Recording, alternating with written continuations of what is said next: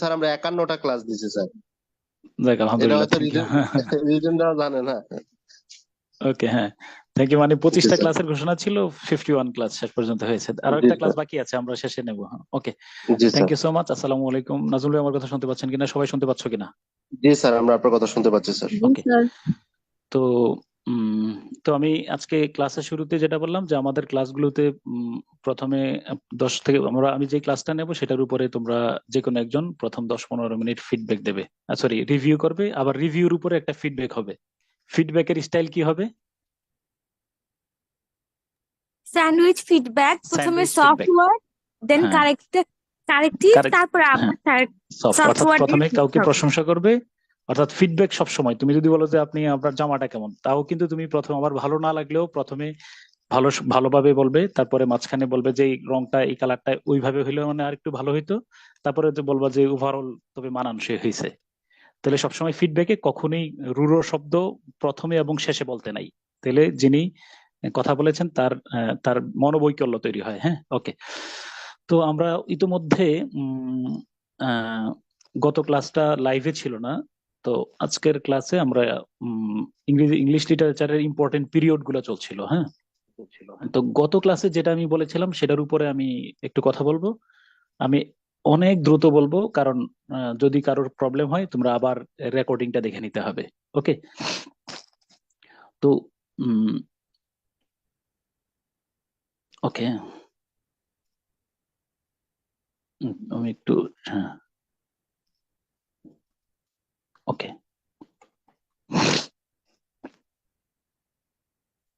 ওকে। তো প্রথমে দেখো, আমরা যে 8 important periods of English literature যে 8টা গুরুত্বপূর্ণ যুগ ছিল, সেগুলো আমি একটু তোমাদেরকে ধারণা দিতে চাই। তো প্রথমে আমরা বলেছিলাম ইংলিশ কিনা, ইংলিশ কি বলো, অ্যাংলো স্যাক্সন পিরিয়ড, তাই কিনা? অ্যাংলো স্যাক্সন পিরিয়ড কোনটা? 450 সাল থেকে কত সাল পর্যন্ত? 1066।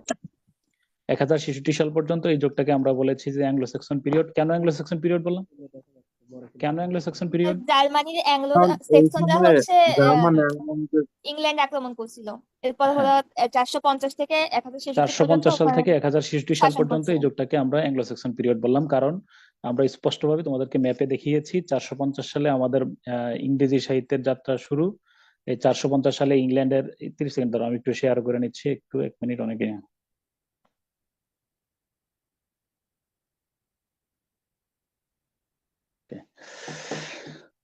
তো 450 সালে এই এই যে জার্মানি ছিল, জার্মানির স্যাক্সন উপজাতি ইংল্যান্ড দখল করে নিল, এবং 450 সাল থেকে 1066, 450 থেকে 1066 পর্যন্ত ইংরেজি সাহিত্যের আমরা প্রাচীন যুগ মনে করি, কারণ এই অ্যাংলো স্যাক্সন, এই স্যাক্সনরা যখন ইংল্যান্ড দখল করে রেখেছিল, তখনই আমরা ইংরেজি সাহিত্যের প্রাচীন নিদর্শন, যেটার নাম কি ছিল, বিওল্ফ নামের মহাকাব্য পাই। তো ফলে এটা অ্যাংলো স্যাক্সন পিরিয়ড। তারপরে অ্যাংলো স্যাক্সনের পরে তোমার আমরা মিডল ইংলিশ পিরিয়ড পড়েছি। মিডল ইংলিশের মধ্যে প্রথম অংশটার নাম ছিল, অ্যাংলো কেন বলতেছি একটু যদি বলতেন। কোনটা কোনটা? ওই অ্যাংলো কেন বলতেছি সেকশনদের ও হ্যাঁ, হ্যাঁ, সেকশনদের এটা আগে। মনে রেখো, এটা শেষে বলবো। অ্যাংলো, আচ্ছা এটা একটু পরে ব্যাখ্যাটা করি, শেষের দিকে। হ্যাঁ, মনে রেখো। হ্যাঁ, মানে অ্যাঙ্গেল থেকে আসছে, বড়শি দিয়ে মাছ ধরতো, এটার একটা গল্প আমি পরে বলবো। ওদের আচ্ছা প্রধান ঠিক আছে। ছিল এই বড়শি দিয়ে মাছ ধরা, অ্যাঙ্গেল থেকে অ্যাংলো হয়েছে, বুঝছো কিনা? ইংরেজ জাতীয় আচ্ছা শব্দটা হচ্ছে অ্যাংলো ইন্ডিয়ান, বুঝছো কিনা? অ্যাংলো নরম্যান, ইংরেজ জাতীয় নরম্যান, পরবর্তীতে ইংরেজ। অ্যাংলো শব্দটার ব্যাখ্যা বলতে কি আলাদাভাবে স্যার করবো। ওই ইংল্যান্ডের অধিবাসী গুলো বোঝাচ্ছে? হ্যাঁ, হ্যাঁ, ইংরেজ জাতীয়, ইংরেজ জাত। হ্যাঁ, ওকে। আচ্ছা আচ্ছা ঠিক আছে। আচ্ছা, ঠিক আছে, এটা নিয়ে ব্যাখ্যা আসবে। তো মিডল ইংলিশের মধ্যে হলো অ্যাংলো নরম্যান, নরম্যানরা ছিল তোমার কোথায় না বলো, নরম্যানদের বাড়ি কোথায়? ফ্রান্সে। তাহলে ফ্রান্সের নরম্যানরা ইংলিশ চ্যানেল পাড়ি দিয়ে ইংল্যান্ডে ঢুকলো, অ্যাংলো নরম্যান পিরিয়ড, এবং তারা, আমরা জানি যে কত সাল থেকে কত সাল পর্যন্ত, 1066 থেকে 1340 পর্যন্ত তাদের আধিপত্য বজায় ছিল, এই জন্য অ্যাংলো নরম্যান পিরিয়ড। তো আমি গত ক্লাস থেকে এই পর্যন্ত তোমাদেরকে একটা বিষয় স্পষ্টভাবে ক্লিয়ার করতে পেরেছি মনে হয়, যে ইংল্যান্ড নামের ভূখণ্ড, এই যে আমরা ইউরোপ মহাদেশের আটলান্টিকের পূর্ব পারে, এই ইংল্যান্ড নামের ভূখণ্ড একটা সময় রোমানদের দখলে ছিল। আমি গত ক্লাসে সুরা আর রোমের ব্যাখ্যা বলেছিলাম কিনা, রোমান সভ্যতা, মনে আছে কিনা? রোমান সভ্যতার জি স্যার। ডাইমেনশন নিয়ে আমি কথা বলেছিলাম স্পষ্ট, অনেক দীর্ঘ সময় নিয়ে 5-7 মিনিট নিয়ে আমি রোমান সভ্যতা নিয়ে কথা বলেছি। তো রোমানদের দখলে ছিল ইংল্যান্ডে যখন জুলিয়াস সিজার আসলেন, আসার পরে বললেন যে I came I saw I conquered, এলাম দেখলাম জয় করলাম। এই যে বিখ্যাত জুলিয়াস সিজার উইলিয়াম শেক্সপিয়ারের লেখা, হয় সেখানে আমরা ইংল্যান্ড রোমানদের দখলে ছিল, রোমানদের ভাষা ছিল ল্যাটিন, অতএব ইংল্যান্ডের মধ্যে প্রচুর পরিমাণে ল্যাটিন ল্যাঙ্গুয়েজ অর্থাৎ ল্যাটিন এজ একটি, আমরা প্রচুর ল্যাটিন শব্দ পাই, কয়েক হাজার, মানে এক কমন ন্যাচারাল ওয়ার্ড ইংল্যান্ডে ল্যাটিন ভাষা থেকে এসেছে।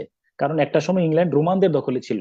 তো রোমানদের কাছ থেকে 450 সালে পশ্চিম জার্মানির তোমার এই জার্মানরা দখল করলেন, এবং তারা দখলে রাখলেন 1066 পর্যন্ত। তো এটাই হয়ে গেল অ্যাংলো স্যাক্সন জার্মানির দখলে। তারপরে জার্মানির কাছ থেকে ইংল্যান্ডের যে দক্ষিণ দিকে ফ্রান্স আছে, ফ্রান্সের নরম্যানরা ইংল্যান্ড দখল করলেন। তারা 1066, এটাকে বলা হয় নরম্যান অ্যাটাক, এবং নরম্যান অ্যাটাকের মাধ্যমে তোমার 1340 পর্যন্ত তারা দখলে রাখলেন। তো এই 1340 সাল পর্যন্ত ইংল্যান্ড নামের ভূখণ্ড 3 জনের দখলে ছিল, অর্থাৎ প্রথমে ছিল রোমানদের দখলে, ফলে ইংল্যান্ডে প্রচুর পরিমাণে ল্যাটিন ভাষা পায় ইংরেজি ভাষায়। আর English is originally West Germanic language. এটা বলতে গেলে ওয়েস্ট জার্মানিক ল্যাঙ্গুয়েজ, কারণ ইংল্যান্ডের দীর্ঘ সময় ধরে ইংল্যান্ডে আধিপত্য ধরে রেখেছিল জার্মানির স্যাক্সনরা।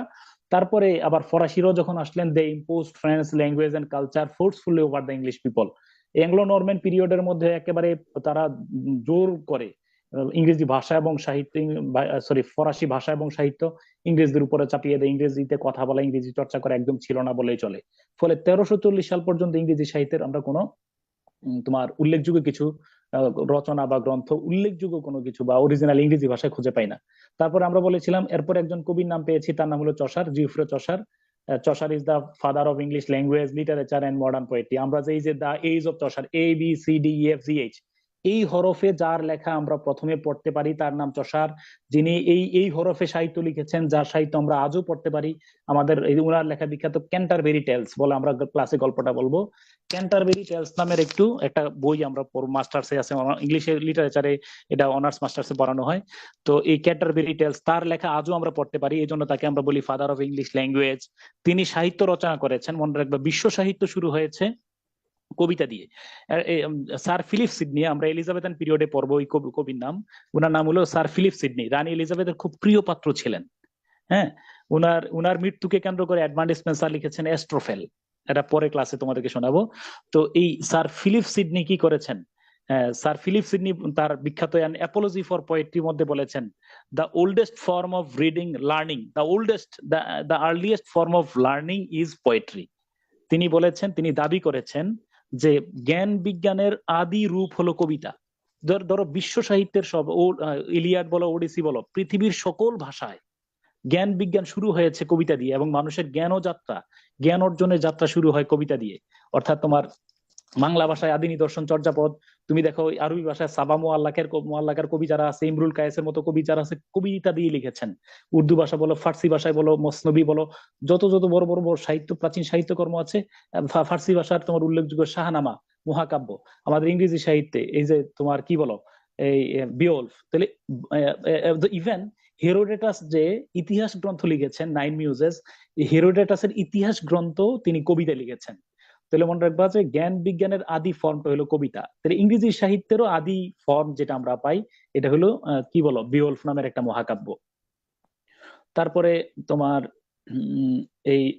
এই চসারের মাধ্যমে আমরা ইংরেজি সাহিত্যের যাত্রা, মানে মৌলিক যাত্রা পাই। তার ক্যান্টারবেরি টেলস বিখ্যাত রচক গ্রন্থ, আমরা 17,000 পংক্তি সম্বলিত ক্যান্টারবেরি টেলস নিয়ে ধারণা নেব। তারপরে 100 বছর ইংরেজি সাহিত্যের অন্ধকার যুগ, চসার মারা যাওয়ার পর 100 বছর উল্লেখযোগ্য কোনো গ্রন্থ আমরা পাই না। তবে একটু মাথায় রাখবা যে এই মিডল ইংলিশ পিরিয়ডে 166 থেকে 1500 এই সময়টা পর্যন্ত আমরা কয়েকটা ঘটনা মনে রাখবা। আমি কিন্তু আজকে অনেক ফাস্ট কথা বলবো, কারণ আমি প্রথম 10-15-20 মিনিট আমি তোমাদেরকে গত ক্লাসের রিভিউ করাচ্ছি। কারো যদি বুঝতে সমস্যা হয়, আমার গত লাস্ট ক্লাসটা কিন্তু তোমাদের শুনতে হবে। আচ্ছা, আর তো মনে রাখবা মিডল ইংলিশ পিরিয়ডের মধ্যে কয়েকটা বিষয় মাথায় রাখতেই হবে আমাদেরকে। এক নম্বর হলো এই মধ্যযুগেই অক্সফোর্ড এবং কেমব্রিজ বিশ্ববিদ্যালয় দুইটা প্রতিষ্ঠিত হয়েছিল। তো ইংরেজি সাহিত্য মূলত যেই বিশ্ববিদ্যালয়কে কেন্দ্র করে মানে পরিপ্লাবিত হয়েছে, বিকশিত হয়েছে, ওইটার নাম হলো অক্সফোর্ড এবং কেমব্রিজ বিশ্ববিদ্যালয়। আমি তোমাদেরকে আগেই বলেছি উইলিয়াম শেক্সপিয়র ছাড়া আর খুব কদাচিৎ কোনো কবির নাম পাবে যারা অক্সফোর্ড এবং কেমব্রিজ বিশ্ববিদ্যালয়ের সান্নিধ্যে ছিলেন না। তাহলে বলো ইংলিশ লিটারেচার মানে একদম বিকশিত হয়েছে কোন বিশ্ববিদ্যালয় দুইটাকে কেন্দ্র করে? Cambridge and Oxford. অক্সফোর্ড। এবং এই অক্সফোর্ড এবং কেমব্রিজ বিশ্ববিদ্যালয় অ্যাংলো নরম্যান পিরিয়ড, অর্থাৎ ইংল্যান্ড যখন ফ্রান্সের আন্ডারে ছিল তখন এই দুইটা বিশ্ববিদ্যালয় প্রতিষ্ঠিত হয়েছে। এরপরে ইংলিশ পার্লামেন্ট এই যুগে প্রতিষ্ঠিত হয়েছে। আর এছাড়া সবচেয়ে বড় একটা ঘটনা এই যুগের মধ্যে আছে আমাদের এই সময়ের মধ্যে, তোমার ওই যে তোমার এই ম্যাগনা কার্টা, বল নামটা কি? ম্যাগনা কার্টা 1215 সালের 15ই June, a great charter which limited the power of monarch. আমি একটু আগেও ক্লাসে বলেছিলাম, আগে বলা হতো king can do no wrong, রাজা কোনো কি করতে পারেন না, বলো ভুল করেন না। A king can not make a man, woman can not make woman man, রাজা নারীকে পুরুষকে নারী বানাতে পারেন না, এছাড়া তার সকল ক্ষমতা আছে। তো এই ধরনের এই রাজাধিরাজ রাজার যে ক্ষমতা ছিল, তৎকালীন সময় ছিলেন ইংল্যান্ডের রাজার নাম ছিল কিং জন। তোমরা এই শীটে পাইবা কিন্তু এগুলা। কিং জন নামের রাজাকে তৎকালীন সময়ের যে স্কয়ার বা জমিদাররা ছিলেন তারা ওই রাজাকে নিয়ে রানীমেড নামের একটা দ্বীপে নিয়ে গিয়েছিলেন। সেইখানে নেয়ার পরে তোমার কি এই অনেকগুলা চুক্তিতে তাকে স্বাক্ষর করাতে বাধ্য করলেন। এটাকে বলা হয় ইংরেজ জাতির মুক্তির সনদ। তোমার ইংল্যান্ডের শাসনতন্ত্রের বাইবেল। এটার মধ্যে রাজার ক্ষমতাকে সংকুচিত করা হয় এবং সাধারণ মানুষের অধিকারকে কি বলো মানে স্বীকৃতি দেওয়া হয়। এটার নামই হলো কি বলো, ম্যাগনা কার্টা। যেমন বাঙালি জাতির ম্যাগনা কার্টা কোনটাকে আমরা বলি? 6 দফা। 6 দফা। হ্যাঁ, ওকে, ঠিক আছে। 6 দফার 6টা দফা এনিওয়ান কেউ বলতে পারবা কিনা? 6 দফার 6টা দফা। জি স্যার। হ্যাঁ, বলো প্রথমটা কি? প্রাদেশিক স্বায়ত্তশাসন। না, আসলে প্রাদেশিক স্বায়ত্তশাসন কথাটা আংশিক। এটা হলো পাকিস্তান রাষ্ট্রের প্রকৃতিটা কেমন হবে, ওই তোমাদেরকে একটা সংক্ষেপে একটা ক্লু দিয়ে রাখি, মনে রাখবা পাপ মুক্ত ভাষা। একজন বলো। পাপ মুক্ত ভাষা। হ্যাঁ, পাতে মনে রাখবা যে পাকিস্তান রাষ্ট্রের প্রকৃতি মানে সংখ্যাধিক্যের ভোটাধিকারের ভিত্তিতে, ভোটের ভিত্তিতে, ওই কথাটা আর কি। তারপরে দ্বিতীয় পণ হলো পররাষ্ট্র প্রতিরক্ষা। পররাষ্ট্র প্রতিরক্ষা কেমন হবে, হ্যাঁ, সেন্ট্রাল গভর্নমেন্টের অধীনে থাকবে। এরপরে মুতে হলো মরশুকারতে হলো মুদ্রা সংক্রান্ত ক্ষমতা, সহজে বিনিময়যোগ্য, আলাদা আলাদা অথবা সহজে বিনিময়যোগ্য। তারপরে কর, হ্যাঁ, কতে হলো কর উত্তোলন ক্ষমতা, আপনারা আপনাদের কর উত্তোলন করবেন, আমরা আমাদের এই অঞ্চলের কর আমরা উত্তোলন করব। বাতে হলো বাণিজ্য, হ্যাঁ, মানে আঞ্চলিকভাবে আমরা বাণিজ্য করতে পারবো। আর সাথে হলো আধা সামরিক বাহিনী বা প্যারামিলিশিয়া। পাপ মুক্ত ভাষা তুমি দেখে নিও, এটা খুব ভাইটাল একটা প্রশ্ন রিটেন পরীক্ষার জন্য বা ভাইবার জন্য। আমি যখন 31তম ভাইবা দিই তখন স্যার আমাদের একজন জিজ্ঞেস করছিল যে মেনশন 6 পয়েন্টস। ফার্স্ট কোশ্চেনে ছিল যে 6 দফা মানে 6 পয়েন্টস গুলা বলো। তো সে 6 পয়েন্ট কি এটা ধরতে পারেনি, বললো যে সরি স্যার। স্যার আবার বললেন যে হাসিনুর রহমান স্যার বললো যে মেনশন 6 পয়েন্টস। তো সরি বলার পরে স্যার খেপে গেছেন, বললো যে গেট আউট। তো মনে রাখবে কিছু কিছু সেন্সিটিভ ইস্যু থাকে, মুক্তিযুদ্ধ, সংবিধান, এগুলোর উপরে আমাদের কোনো আমাদের জানার ত্রুটি, এগুলো আমার বিসিএস ক্যান্ডিডেট একজন প্রার্থী হিসাবে আমার একটা বড় ড্রব্যাক, শর্টকামিং। তোমরা মুক্তিযুদ্ধ এবং সংবিধানের উপরে নিজেকে একজন এক্সপার্ট দাবি করবে, এটা আমার একটা পরামর্শ রইল। তো হাওয়েভার এই মধ্যযুগের মধ্যে আমি তোমাদেরকে যে কয়েকটা কথা বললাম সেটা কি তোমার মধ্যযুগের মধ্যে অক্সফোর্ড বিশ্ববিদ্যালয় আর কেমব্রিজ বিশ্ববিদ্যালয় তৈরি এবং ম্যাগনা কার্টাটা একটা গুরুত্বপূর্ণ ঘটনা। তারপরে আমরা চলে যাব এই রেনেসা। তো রেনেসা সম্পর্কে আমি গত ক্লাসে তোমাদেরকে যেটা বলেছি, রেনেসা 1550 থেকে 60, আমি একবার তোমাদের রিড আউট করাচ্ছি। 1500 সাল থেকে 1558 সাল পর্যন্ত এটার নাম হলো প্রিপারেশন ফর রেনেসা। 1558 সাল থেকে 1603 সাল পর্যন্ত এটার নাম এলিজাবেথান পিরিয়ড। 1603 থেকে 25 সাল পর্যন্ত এটার নাম জ্যাকোবিয়ান পিরিয়ড। 1625 সাল থেকে 1449 এটা হলো ক্যারোলিন পিরিয়ড। আর 49 থেকে 60 এর নাম হলো কমনওয়েলথ পিরিয়ড। তো তোমরা আমার দিকে তাকায় গল্প শোনো। তো renaissance, what do you mean by renaissance? আমি তোমাদেরকে রেনেসা বোঝানোর জন্য কয়টা আঙ্গুল ব্যবহার করেছিলাম, কেউ মনে করতে পারো কিনা? স্যার তিনটা। তিনটা। হ্যাঁ, ওকে। তো আমি গত ক্লাসে ম্যাপ দেখাইছিলাম, যেহেতু আজকে আমি শুধু তোমারে বুঝাই বলি। এই প্রথম আঙ্গুলে দেখো যে আজ থেকে আমি যদি তোমার প্রশ্ন করি 2000 বছর আগের গল্প বলো, 2000 ইয়ার্স, 2000 বছর আগে কি আমরা পাই। আমরা যদি 2000 বছর পূর্বে এই ইউরোপ মহাদেশের দিকে তাকাই, 2000 বছর আগে যদি আমরা এই ইউরোপের ভূখণ্ডের দিকে তাকাই, তাহলে এই যে দুইটা সভ্যতা, রোমান সভ্যতা এবং গ্রিক সভ্যতা, গ্রিক সভ্যতার মধ্যে দুইটা অংশ আছে, মনে রাখবা, হেলেনিক এবং হেলেনিস্টিক। হেলেনিকটা হলো এই গ্রিসের রাজধানী অ্যাথেন্সকে কেন্দ্র করে যে সভ্যতা গড়ে ওঠে। এই যে গ্রিসের রাজধানী অ্যাথেন্স, এই দেখো, এই অ্যাথেন্সকে কেন্দ্র করে যেই সভ্যতাটা গড়ে উঠছে, এই যে গ্রিস আছে, গ্রিসের রাজধানী অ্যাথেন্সকে কেন্দ্র করে যে সংস্কৃতি গড়ে ওঠে, এটার নাম হলো হেলেনিক। আর এই গ্রিসের অপর দিকে, দক্ষিণ দিকে দেখো, ভূমধ্যসাগর পাড়ি দিয়ে মিশরের মধ্যে যে আলেকজান্দ্রিয়ায় আলেকজান্ডার দি গ্রেট যে সংস্কৃতি গড়ে তুলেছেন গ্রিক এবং নন গ্রিক মিলে, এটার নাম হলো হেলেনিস্টিক।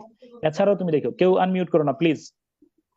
এরপরে তোমার আমরা যে দেখি যে 2000 বছর আগে তোমার ইস্পাতের কথা বলেছিলাম, ইস্পাত মনে আছে কিনা? সক্রেটিস, প্লেটো এরিস্টটল হলো আলেকজান্ডার দি গ্রেট এবং থিওফাস্টাস।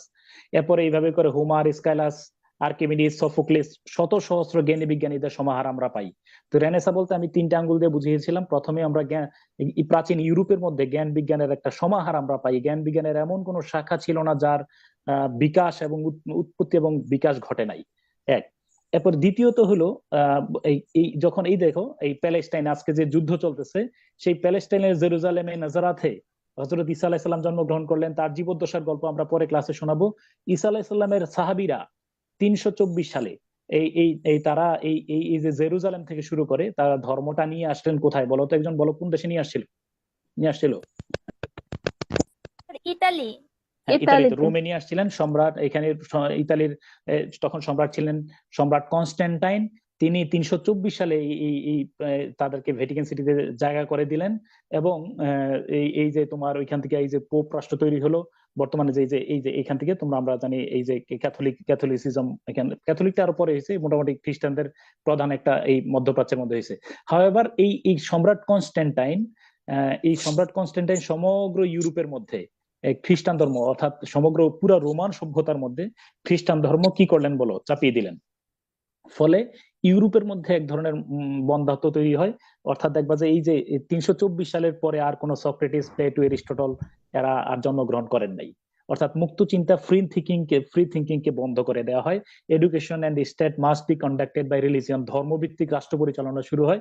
ফলে এই যুগের মধ্যে মনীষীরা ছিলেন saint Augustine, saint Thomas Becket, saint Thomas Aquinas, saint Joseph, এরকম ধরনের যারা মনীষীরা ছিলেন।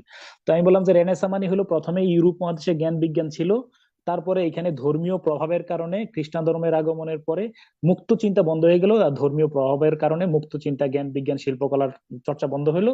পরবর্তীতে এই 14 সেঞ্চুরিতে, অর্থাৎ 1300 সাল থেকে 1400 সালের মধ্যে এই ইউরোপেই, এই ইটালির কোন শহরে বলো তো? কোন শহরে? ফ্লোরেন্স। ফ্লোরেন্স শহরে আমরা দেখি যে আবার জ্ঞান বিজ্ঞান চর্চা শুরু হয়। এই যে Nicolás Machiavelli, Leonardo da Vinci, এরপরে মাইকেল অ্যাঞ্জেলো, পেট্রার্ক, এদের মাধ্যমে দান্তে, এদের মাধ্যমে আবার জ্ঞান বিজ্ঞান চর্চা শুরু হলো। তারা মহাকাব্য লিখলেন, তারা ছবি আঁকলেন, তারা নাটক লিখলেন। হ্যাঁ, তারা মুক্ত চিন্তার রাষ্ট্র মুক্ত চিন্তা প্রবর্তন শুরু করলেন। ফলে এটার নাম হলো রেনেসা। অতএব রেনেসা মানে নবজাগরণ, পুনর্জন্ম। আমি বলছি অ্যাজ লাইক এস হিন্দুইজম বা বুদ্ধিজমের মধ্যে যে পুনর্জন্ম আছে, এই পুনর্জন্মই হলো রেনেসা, রিজেনারেশন। তো আমরা রেনেসা ইংরেজি সাহিত্যে মানে ইউরোপে রেনেসা বলতে আমরা বুঝি তাহলে জ্ঞান বিজ্ঞান, মানুষের পুনর্জন্ম নাকি জ্ঞান বিজ্ঞানের পুনর্জন্ম? জ্ঞান বিজ্ঞানের পুনর্জন্ম। অর্থাৎ একটা সময় ইউরোপ এই ভূখণ্ডে জ্ঞান বিজ্ঞানের প্রাচুর্য ছিল, ধর্মীয় প্রভাবের কারণে সেই জ্ঞান বিজ্ঞান অবলুপ্ত হলো। পরবর্তীতে আবার এই ইতালিতে, ফ্লোরেন্স শহরে জ্ঞান বিজ্ঞানের আবার পুনরায় জাগরণ শুরু হলো। হারিয়ে যাওয়া জ্ঞান বিজ্ঞান, যেটা 2000 বছর আগে ইউরোপ মহাদেশে বিদ্যমান ছিল, সেই জ্ঞান বিজ্ঞানের চর্চা শুরু হলো। তার নাম রেনেসা। রেনেসা মানে হলো জ্ঞান বিজ্ঞানের রিজেনারেশন অফ ক্লাসিক্যাল লার্নিং।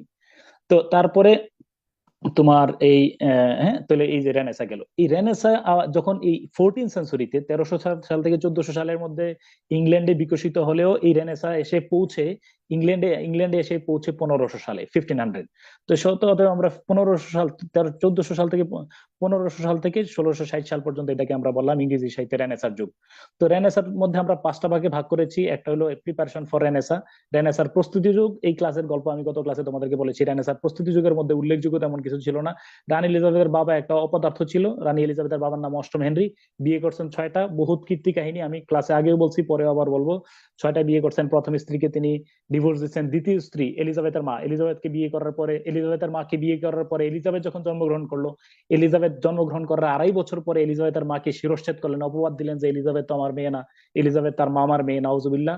এই কথা বললাম। মামা এবং তার মাকে, অর্থাৎ এলিজাবেথের মামা এবং মামাকে একসাথে শিরশ্ছেদ করা হয়। এলিজাবেথ নিজ গৃহে, নিজ ভূমিতে পরবাসী হয়ে গেলেন। তিনি অবৈধ সন্তান হিসেবে বড় লালিত পালিত হলেন। তো পরবর্তীতে আমরা দেখি যে 1558 সাল থেকে 1558 সাল পর্যন্ত এই সময়ের মধ্যে রানী এলিজাবেথ এর বড় ভাই একজন ছিল, তিনি ক্ষমতায় আসছেন। 16 বছর বয়সে মারা গেছেন।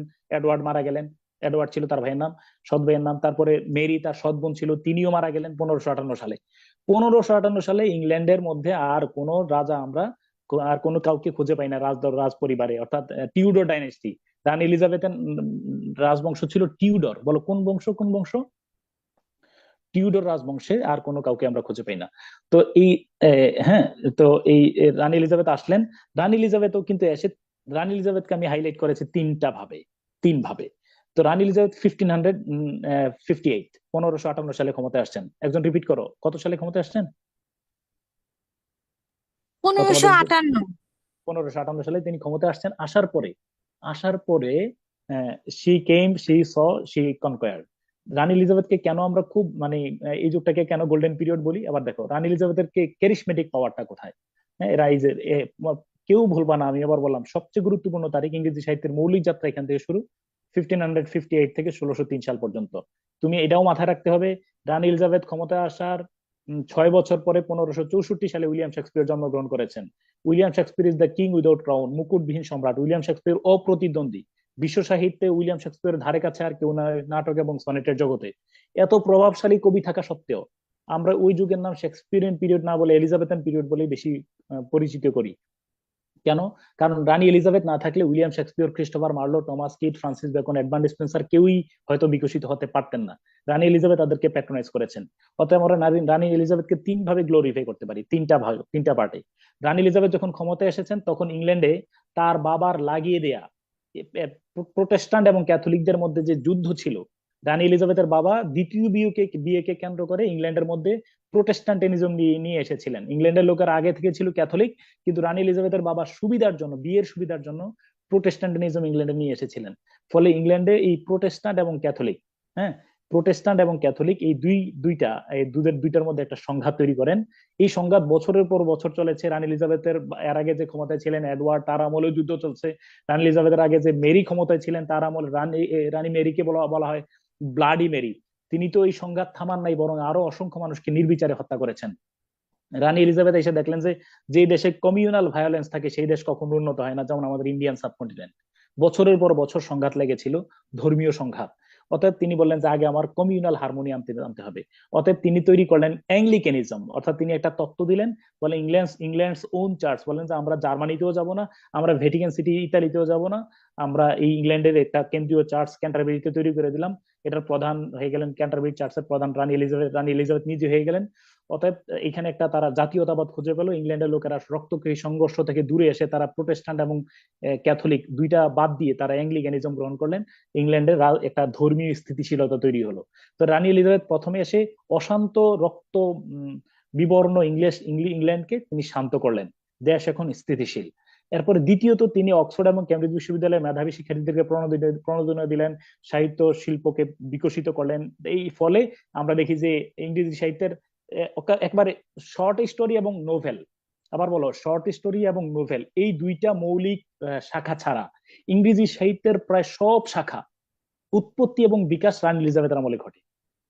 So it is called the golden period of English literature. আমি তো আমারও বললাম শর্ট স্টোরি মডার্ন পিরিয়ডে, আর নিউ ক্লাসিক্যাল পিরিয়ডে হলো কি বলো নোভেল। এই দুইটা মৌলিক শাখা ছাড়া ইংরেজি সাহিত্যের যত শাখা আছে সবগুলো রানী এলিজাবেথের আমলেই সাহিত্যিকরা বিকশিত করেছেন। So it is called the golden period, glorious period, a nest of singing birds. গায়ক পাখির বাসা বলা হয়। অসংখ্য পাখি এখানে গান গেয়েছেন। প্রধান পাখির নাম উইলিয়াম শেক্সপিয়ার, প্রধান পাখির নাম ক্রিস্টোফার মার্লো, অন্যতম পাখির নাম এডমান্ড স্পেন্সার রানী এলিজাবেথের পাশে বসা থাকতো। একটু আগে ইকফাও আমি দেখছি যে রিপিট করছো যে এটার নাম ফেয়ারি কুইন। রানী এলিজাবেথের প্রশংসা করে এডমান্ড স্পেন্সার লিখেছিলেন ফেয়ারি কুইন। এইভাবে করে বহুত আমরা পড়বো। এরপরে এটা লিখতে তৃতীয়ত আমরা 7 বছর সময় লাগছে। হ্যাঁ অনেক সময় লাগছে, এবং এটা অসমাপ্ত মহাকাব্য, এটা একটা অ্যালেগরি, এটা বলবো ক্লাসে। এরপরে তুমি এটা মাথায় রেখো, এই রানী এলিজাবেথের আরেকটা কেরিশমা হলো তিনি দেখেছেন যে সারা পৃথিবীতে তিনি প্রতিনিধি পাঠালেন। ভারতবর্ষে তিনি 1600 সালে ভারতবর্ষটাকে দখলের উদ্দেশ্যে, ভারতবর্ষে বাণিজ্য করার উদ্দেশ্যে তিনি 218 জন নাবিককে একটা সার্টিফিকেট দিয়ে দিলেন এবং একটা কোম্পানি গঠন করলেন। কোম্পানিটার নাম কি বলো? East India Company. East India company. তাহলে এই ইস্ট ইন্ডিয়া কোম্পানি কিন্তু আমরা ধীরে ধীরে 1600 সালে রানী এলিজাবেথ ওই ইস্ট ইন্ডিয়া কোম্পানির সনদে স্বাক্ষর করলেন, এবং 157 বছর পরে তারা যখন ক্ষমতায় এসেছিলেন, তখন ক্ষমতায় ছিল ভারতবর্ষে আকবর। এই কথা আমি বলেছিলাম, আমি একটু পরে আবার একটু কোরিলেট করে দেওয়ার চেষ্টা করবো তোমাদেরকে বাংলাদেশ অ্যাফেয়ার্স এর সাথে। তো আকবরের আমলে ইস্ট ইন্ডিয়া কোম্পানি প্রতিষ্ঠিত হয়েছে, এবং 157 বছরের পরিক্রমায় সেই ইস্ট ইন্ডিয়া কোম্পানি নামের একটা কোম্পানি, জাস্ট একটা কোম্পানি, পুরো ইন্ডিয়ান সাবকন্টিনেন্টকে দখল করে ফেলে পলাশী যুদ্ধের পরে।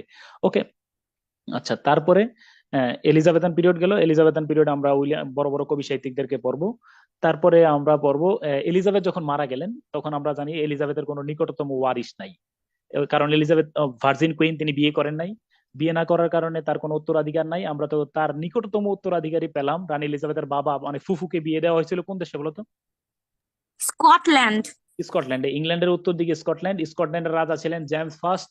এই জেমস ফার্স্ট 1603 সালে রানী এলিজাবেথ যখন মারা যান, তখন জেমস ফার্স্ট একই সাথে ইংল্যান্ড এবং স্কটল্যান্ডের রাজা হন। জেমস ফার্স্ট একই সাথে কিসের রাজা হন? ইংল্যান্ড এবং স্কটল্যান্ড। স্কটল্যান্ডের রাজা হন। হ্যাঁ, ফলে এই যে তিনি দুই দেশের এক রাজা হইলেন। জেমসকে ল্যাটিন ভাষায় বলা হয় জ্যাকব, অতএব এই যুগটাকে বলা হয় জ্যাকোবিয়ান পিরিয়ড। এই যুগের মধ্যে আমরা পাবো জন ডান। জন ডানের কথা তোমাদেরকে বলেছিলাম গত ক্লাসেও, যে বিশ্বকবি রবীন্দ্রনাথ ঠাকুর যার কবিতা অনুবাদ করেছেন, যার কবিতা দ্বারা প্রভাবিত হয়েছেন, বিশ্বকবি রবীন্দ্রনাথ ঠাকুর তার শেষের কবিতায় জন ডানকে নিয়ে এসেছেন, for God's sake hold you tongue and let me love, দোহাই তোদের একটুকু চুপ চুপ কর, ভালোবাসিবার দে মোরে অবসর। John Donne, Andrew Marvell, Henry Vaughan, Abraham Cowley, এর বড় বড় কবিদেরকে আমরা পাবো, এবং এটা হলো জ্যাকোবিয়ান পিরিয়ডে। তারপরে জ্যাকোবিয়ান রাজা জেমস 1625 সালে মারা গেলেন। রাজা জেমস, এই যে জেমস 1603 সালে ক্ষমতা এসেছেন, 25 সালে মারা গেছেন। তার মৃত্যুর পরে তার ছেলে ক্ষমতা আসলো 1625 থেকে 1679। এই সময়ের মধ্যে তোমার তার পুত্র, জেমসের পুত্র চার্লস দ্য ফার্স্ট, তিনি ক্ষমতায় আসলেন। তিনি যখন ক্ষমতায় আসেন, তখন ইংল্যান্ডের মধ্যে পার্লামেন্ট পন্থী এবং ক্যাভালিয়ার হলো পার্লামেন্ট রাজতন্ত্রের পন্থী, আর তোমার এই রাউন্ড হেড হলো পার্লামেন্ট পন্থী, অর্থাৎ রাজতন্ত্রের পক্ষ এবং পার্লামেন্টের পক্ষ, এই দুই দলে বিভক্ত হয়ে ইংল্যান্ডে আবার একটা সিভিল ওয়ার শুরু হইলো। এই গৃহযুদ্ধে রাজা চার্লসকে শিরশ্ছেদ করা হয়। তার বিরুদ্ধে অভিযোগ আনা হয় যে তিনি সাধারণ মানুষকে একেবারে তুচ্ছ কারণে মৃত্যুদণ্ড দিয়েছেন। তার বিরুদ্ধে বিদ্রোহ করে রাজা চার্লসকে প্রকাশ্যে শিরশ্ছেদ করা হয়। তাহলে ইট ওয়াজ দ্য 1649, 1649 সালে রাজা চার্লসকে যখন শিরশ্ছেদ করা হয়, তখন ইংল্যান্ডে আর কেউ ছিলেন না, রাজ দরবারে বাতি জ্বালানোর মতো কেউ ছিলেন না। তার পুত্র চার্লস দ্য সেকেন্ড কোন দেশে পালিয়ে আত্মরক্ষা করেছিলেন? স্যার ইতালি না? নো নো, দক্ষিণ দিকে। ইংল্যান্ডের দক্ষিণে কোন দিকে? কোথায় বলো? ফ্রান্সে। ফ্রান্সের রাজধানী প্যারিসে পালিয়ে আত্মরক্ষা করেছেন, হ্যাঁ, চার্লস দ্য সেকেন্ড। ওকে, ডান। তো এই হ্যাঁ, পরবর্তীতে যে 11 ইয়ার্স, হ্যাঁ 11 বছর, আমরা দেখি যে এই 11 বছর ইংল্যান্ডের মধ্যে কোনো রাজা ছিলেন না। এটার নাম হলো কমনওয়েলথ পিরিয়ড। হ্যাঁ, বুঝছো কিনা? এইখানে অলিভার ক্রমওয়েল এবং রিচার্ড ক্রমওয়েল নামের দুজন শাসক ছিলেন। অলিভার ক্রমওয়েল ছিলেন পার্লামেন্ট পন্থীদের নেতা। তিনি ক্ষমতায় এসেছেন। তিনি 1658 সালে মৃত্যুবরণ করার পরে মাত্র 2 বছর তার ছেলের নাম ছিল রিচার্ড ক্রমওয়েল ক্ষমতায় ছিলেন। This is the 5 shorter periods of renaissance. রেনেসার 5টা শর্টার পিরিয়ড। প্রথম অংশটার নাম প্রিপারেশন ফর রেনেসা, দ্বিতীয় অংশটার নাম হলো এলিজাবেথান পিরিয়ড 1558 সাল থেকে 1603 সাল পর্যন্ত। এটা ভোলা যাবেই না। এরপর রেস্ট জ্যাকোবিয়ান পিরিয়ড 1603, 1603 সাল থেকে 1625 সাল পর্যন্ত এটার নাম জ্যাকোবিয়ান পিরিয়ড, এবং 1625 সাল থেকে 1649 1649 এটার নাম হলো ক্যারোলিন পিরিয়ড, এবং 1649 থেকে 1660 এটার নাম হলো কমনওয়েলথ পিরিয়ড। আমি যদি অনেক দ্রুত কথা বলছি কারণ আমি রিপিট করছি। গত ক্লাসের আমি একটা সিনোপসিস বলার চেষ্টা করেছি, তোমরা কি আমার কথা বুঝতে পেরেছো কিনা, এ পর্যন্ত শুনতে পেরেছো কিনা, ক্লিয়ার? জি স্যার। ওকে, অন্য দুই একজন আরো বলো, কথা কি আমার ক্লিয়ার? জি স্যার জি স্যার। আমরা কিন্তু এই শুনতে পর্যন্ত পাচ্ছি। গত ক্লাসে আমি স্যার। বলেছি, আবার একটু রিভিউ করলাম তোমাদেরকে। এরপরে আবার একটু শোনো, একটু কথা শোনো। হ্যাঁ, এবার মিউট করে ফেলো। এবার একটু কথা শোনো। এবার তোমরা বলবা যে আমি বলছি যে ইউ আর বিসিএস ক্যান্ডিডেট, মনে রাখবা তথ্য দিয়ে তথ্য ধারণ করার চেষ্টা করবা। ইংরেজি সাহিত্যে আমরা একদম পুরা অ্যাংলো ওই যে রোমান সভ্যতা থেকে আমরা আধুনিক যুগ পর্যন্ত জর্জ বার্নার্ড শো পর্যন্ত পড়লাম, ধারাবাহিকভাবে আসবো। ঠিক বাংলা সাহিত্যেও তুমি একসাথে বাংলা লিটারেচারটা, বাংলাদেশ অ্যাফেয়ার্স এর ঘটনাটা একদম চন্দ্রগুপ্ত মৌর্য থেকে শুরু করে তুমি ধরো এই যে মিডল ইংলিশ পিরিয়ডের কথা যদি মনে রাখো, মিডল ইংলিশ পিরিয়ডে আমরা যখন ওই যে ইংল্যান্ডে যখন ম্যাগনা কার্টা প্রতিষ্ঠা হয়, তারই সমসাময়িক সময়ে ভারতবর্ষে ইখতিয়ার উদ্দিন মোহাম্মদ বিন বখতিয়ার খলজি ভারতবর্ষে আসছেন কিনা বলো, বাংলায় আসছেন কিনা? জি স্যার। 1204 সাল থেকে। স্যার। তারপরে হ্যাঁ, খলজি বংশ প্রতিষ্ঠা হইলো, এর মধ্যে এই যে লোদি বংশ, দিল্লি সালতানাত, এরপরে দাস বংশ, এইভাবে করে তোমার লোদি বংশ আসলো। সর্বশেষ লোদির নাম কি ছিল কেউ বলতে পারবা? সর্বশেষ লোদি, লোদি বংশের ইব্রাহিম লোদি। এই যে দেখো, তুমি দেখো আমি এখন তোমার রিলেট করছি। এই যে ইংল্যান্ডে যখন প্রিপারেশন ফর রেনেসা 1500 সাল থেকে 1558 সাল পর্যন্ত, এই সময়ের মধ্যে ভারতবর্ষের কথা যদি আমরা চিন্তা করি, ওই যে 1204 সালে ইখতিয়ার উদ্দিন মোহাম্মদ বিন বখতিয়ার খলজি আসছেন, এর ধারাবাহিকতা খলজি বংশ, দাস বংশ, দিল্লি সালতানাত, এভাবে করে লোদি বংশে আসো। সর্বশেষ লোদির নাম হলো ইব্রাহিম লোদি। ইব্রাহিম লোদির সাথে যুক্ত হয় 1526 সালে বাবরের। এই দেখো আমি রেনেসা প্রিপারেশন ফর রেনেসার সাথে মিলে দিচ্ছি। বলো সর্বশেষ কার সাথে কার যুদ্ধ হয় বলো তো? ইব্রাহিম লোদির সাথে কার যুদ্ধ হয় বলো একটু? বাবরের সাথে যুদ্ধ হয়। Thank you so much. আমি মিউট করে দিলাম সবাই একজন ছাড়া। তো এই বাবরের সাথে যুদ্ধ হয়, এরপরে বাবর এই ইব্রাহিম লোদিকে পরাজিত করে ক্ষমতায় আসেন, ঠিক আছে কিনা? এই মুঘল সাম্রাজ্য প্রতিষ্ঠা হয়। এটা পানিপথের প্রথম যুদ্ধ 1526 সাল। তিনি আসলেন, আসার পরে 1530 সালে তিনি মারা গেলেন। তার মৃত্যু নিয়ে বাবুরের নিয়ে একটা কবিতা আছে, কিন্তু বাবর চাইছিলেন যে আমার আল্লাহ, তার অনেক জ্বর হয়েছিল, পরে বললেন যে আল্লাহ আমার পুত্র হুমায়ুনকে বাঁচায় রাখেন, বাবর মারা গেছে, হুমায়ুন রয়ে গেছে, কিংবদন্তি। 1530 সালে ক্ষমতায় আসছেন এবং 1556 সালে তিনি মৃত্যুবরণ করেন। এই হলো বাবরের ছেলে হুমায়ুন। তা আমরা পুরাটাই অ্যাংলো তোমার এই যে প্রিপারেশন ফর রেনেসা। তো প্রিপারেশন ফর রেনেসায় রানী এলিজাবেথের বাবা, সৎ ভাই, সৎ বোনরা ক্ষমতায় ছিল একদিকে। আমরা যদি ভারতবর্ষের কথা চিন্তা করি, সেখানে বাবর 1556 সালে 1526 সালে বাবর পানিপথের প্রথম যুদ্ধে ইব্রাহিম লোদিকে পরাজিত করে ক্ষমতায় আসেন। তারপরে তিনি 1530 সাল পর্যন্ত ক্ষমতায় ছিলেন। তার ছেলে হুমায়ুন আসলে, হুমায়ুন 1530 সাল থেকে 1556 সাল পর্যন্ত ছিল। এর মধ্যে আবার মনে রাখা দরকার যে হুমায়ুন আবার একটু দৌড়নি খেয়েছিলেন। কার দৌড়নি খেয়েছিলেন কি বলতে পারবে কিনা দেখি তো, আমি কথা বলার সুযোগ করে দিই। এনিওয়ান বলো, কার তারা খেয়েছিলেন? Thank you so much. Sher Shah. এরপরে এই যে শেরশাহ হিসাব, আবার শেরশাহ মাঝখানে থেকে ভালো কাজ করেছে। গ্র্যান্ড ট্রাঙ্ক রোড, সড়কি আজম, একদম পুরা চিটাগং থেকে কাবুল পর্যন্ত যাওয়ার রাস্তা তৈরি করছেন। তারপরে তোমার নারায়ণগঞ্জ থেকে পরবর্তীতে মানে এক্সটেন্ড করা হয়েছে, মনে রাখবা, পরবর্তী এক্সটেন্ড করে চট্টগ্রাম থেকে কাবুল পর্যন্ত। তারপরে তোমার কি তারপরে কি বললাম না, এই যে ঘোড়ার ডাক, কবুলিয়তু পাট্টা, এগুলো অনেক কিছু করছেন। 1526 সালে ঘোড়া থেকে পইরা তিনি মারা গেলেন। 1556 সালে পানিপথের দ্বিতীয় যুদ্ধে, বলো কত যুদ্ধে? পানিপথের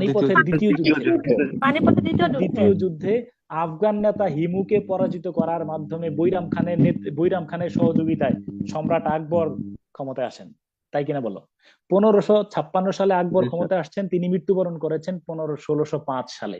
তাহলে কত বছর ক্ষমতায় ছিলেন? প্রায় 49 ইয়ার্স। তাহলে একটু খেয়াল করে দেখো, ইংরেজি সাহিত্যে মিলাও। এই দেখো, তো আকবর যখন ক্ষমতায় আসেন তার 2 বছর পরে রানী এলিজাবেথ ক্ষমতায় আসছেন, এবং রানী এলিজাবেথ আকবর মারা যাওয়ার 2 বছর আগে মারা গেছেন। আমি আবার বলে রাখি, আমি তোমাদেরকে যেহেতু আমি লিটারেচার পড়াচ্ছি বিসিএস ক্যান্ডিডেটদেরকে, সেজন্য আমি যে কাজটা করবো তোমাদেরকে ক্লাসে একটু দেখাই। এই দেখো, আমি যখন এলিজাবেথান পিরিয়ড পড়াবো, এই দেখো তোমার এলিজাবেথান পিরিয়ড ধরো, আমি একদম প্রত্যেকের সাথে একটু কোরিলেট করার চেষ্টা করতেছি। হ্যাঁ, এই দেখো, এলিজাবেথান ধরো। এই যে দেখো, আমি একদম পুরো স্পষ্ট, আমি তোমরা এই যে অল্প শুনতেছো, আমি দেখি এই সম্রাট আকবর, এই যে দেখো, এই যে দেখো, এই পুরো 1556 সালে পানিপথ দ্বিতীয় যুদ্ধে আফগানরা হিমুকে পরাজিত করার মাধ্যমে সম্রাট আকবর ক্ষমতায় আসেন, স্পষ্ট সব দেয়া আছে। এবং আকবর যখন ক্ষমতায় ছিলেন তখন ইংল্যান্ডের ক্ষমতায় ছিলেন কে বলো? এলিজাবেথ। এইভাবে করে এরপর দেখো, হ্যাঁ এই দেখো 15। এরপর তোমার আমি দেখি, আমি যা বলতেছি তুমি শুধু পরবর্তীতে এই শীট গুলো পড়লেই চলবে, সব শীটে লেখা আছে। এবার তুমি আবার দেখো, আকবর মারা যাওয়ার পরে ক্ষমতা আসছেন কে বলো? আকবরের ছেলের নাম কি বলো? হুমায়ুন। হ্যাঁ, হুমায়ুন। আকবরের ছেলের নাম জাহাঙ্গীর হুমায়ুন, স্যার। বাপু আকবরের বাপু হুমায়ুন, ছেলে হুমায়ুন, তাই না? খুশি? জাহাঙ্গীর জাহাঙ্গীর স্যার। জাহাঙ্গীর। জাহাঙ্গীর। এই যে দেখো জাহাঙ্গীর, এই যে দেখো, আমি তোমার রিলেট আর কিভাবে এত সহজ তো আর করতে পারি না, এর চেয়ে সহজ। এই যে দেখো, সম্রাট জাহাঙ্গীর ক্ষমতায় আসেন 1505 সাল থেকে 1527 সাল পর্যন্ত। আর যখন জাহাঙ্গীর ক্ষমতায় ছিলেন তখন এই ইংল্যান্ডের রাজা ছিলেন জেমস, ওই যে স্কটল্যান্ডের রাজা জেমস, দেখছো কিনা? স্কটল্যান্ডের রাজা জেমস, ওই যে রানী এলিজাবেথ অবিবাহিত থাকার কারণে তার মৃত্যুর পর ইংল্যান্ডের সিংহাসনে বসার মতো টিউডর রাজবংশের আর কোনো উত্তরাধিকার খুঁজে পাওয়া যায়নি। ফলে এলিজাবেথের দূর সম্পর্কের আত্মীয় স্কটল্যান্ডের রাজা জেমস একই সাথে ইংল্যান্ড স্কটল্যান্ডের রাজা হন। তোমরা কি আমার গল্প বুঝতেছো কিনা? Yes, sir. এখন তুমি যদি এখন বই পড়ো, শীট পড়ে দেখবা একদম পুরা মানে নিষ্প্রাণ শব্দ প্রাণবন্ত মনে হবে।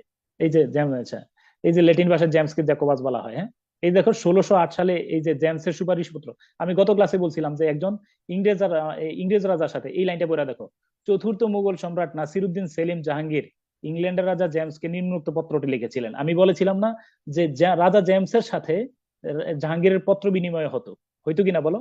আমি ক্লাসে এই পত্রটা ব্যাখ্যা করে দেবো। সম্রাট জাহাঙ্গীর রাজা জেমসের কাছে পত্রে কি বলেছিলেন। তাহলে রানী এলিজাবেথের পরে খেয়াল রাখো, রানী এলিজাবেথের আমলে, আমার দিকে তাকায় থাকো, রানী এলিজাবেথের বাবার আমলে, যেটা প্রিপারেশন ফর রেনেস আমরা বলি, সেই সময় আমরা পানিপথের প্রথম যুদ্ধ পাইলাম, বাবরকে পাইলাম, হুমায়ুনকে পাইলাম, শেরশাহকে পেলাম, তাই কিনা বলো? আবার যখন আমরা এলিজাবেথান পিরিয়ডে আসছি, তখন এলিজাবেথান পিরিয়ডে আমরা পাচ্ছি এক পাশে রানী Elizabeth, golden period of English literature, আর ওই পাশে ভারতবর্ষে আমরা কাকে পাচ্ছি বলো একটু? সম্রাট আকবর। সম্রাট আকবর, এলিজাবেথ আকবর, সবাই বলো এলিজাবেথ আকবর, বলো এলিজাবেথ আকবর। আকবর, হ্যাঁ, আকবর যখন ক্ষমতায় তখন রানী এলিজাবেথ কিন্তু 1600 সালে ইস্ট ইন্ডিয়া কোম্পানির সনদে স্বাক্ষর করেন 1600 সালে। তারপরে এলিজাবেথ মারা গেলেন, আকবরও মারা গেলেন। এলিজাবেথের ওয়ারিশ আসলো জেমস। আমি গত ক্লাসে কনফিডেন্টলি বলছি, সব বইয়ের মধ্যে বাংলাদেশ অ্যাফেয়ার্সের সম্রাট জাহাঙ্গীরের নাম যেখানে আছে অবশ্যই রাজা জেমসের নাম লেখা আছে। আমি ঠিক বলছি কিনা বলো? জি স্যার। অবশ্যই। তাহলে তুমি বলবা যে আপনি লিটারেচারের ক্লাসের মজাটা এখানে, তুমি ওইখানে জেমসকে মনে করতে হুই জেমস মনে কোনো একজন রাজা, আর এই আজকের ক্লাসে এসে জানলা এই জেমসের নাম অনুসারে জ্যাকোবিয়ান পিরিয়ডের নাম হয়েছে। এই যুগের মধ্যে আমরা পড়বো মেটাফিজিক্যাল কবিদের যুগ, জন ডান, অ্যান্ড্রু মার্ভেল, হেনরি বন আব্রাহাম কাউলিদের মতো কবি। এরপরে তোমার কি, এই যে জ্যাকোবিয়ান পিরিয়ড, এতে সম্রাট জেমস এবং কি বলো জাহাঙ্গীর ভারতবর্ষে। হ্যাঁ, কি সম্রাট জাহাঙ্গীর, মনে রাখবা এই পরীক্ষা আসে, কোন রাজা পর্তুগিজদেরকে তাড়িয়ে দিয়েছেন? সম্রাট জাহাঙ্গীর পর্তুগিজদের নাবিকদেরকে, জলদস্যুদেরকে, পর্তুগিজদেরকে তাড়িয়ে ইংরেজদেরকে প্যাট্রোনাইজ করেন এই সম্রাট জাহাঙ্গীরের মাধ্যমে। এই দেখো, তার উনার পত্র পড়লেও আমি বুঝতে পারবো। এই দেখো, তোমার 30 সেকেন্ড একটু পড়ে শোনাই। আপন হুইচ, এই যে সম্রাট জেমসকে যে পত্রটা লিখছিলেন, upon which assurance of your royal love, and পুরাটা পড়ার সময় নেই এখন। এই যে এই যে দেখো কি বলছে, এই দেখো, in what place soever they choose to live, ইংরেজরা যেই কোনো জায়গায় এসে থাকতে পারবে, may have free liberty without any restraint, তাদের কোনো প্রতিবন্ধকতা থাকবে না। At what port soever they shall arrive, neither Portugal nor any shall dare to molest their quiet, Portuguese জলদস্যু তার দূরের কথা, ভারতবর্ষের কেউ তাদেরকে ডিস্টার্ব করবে না।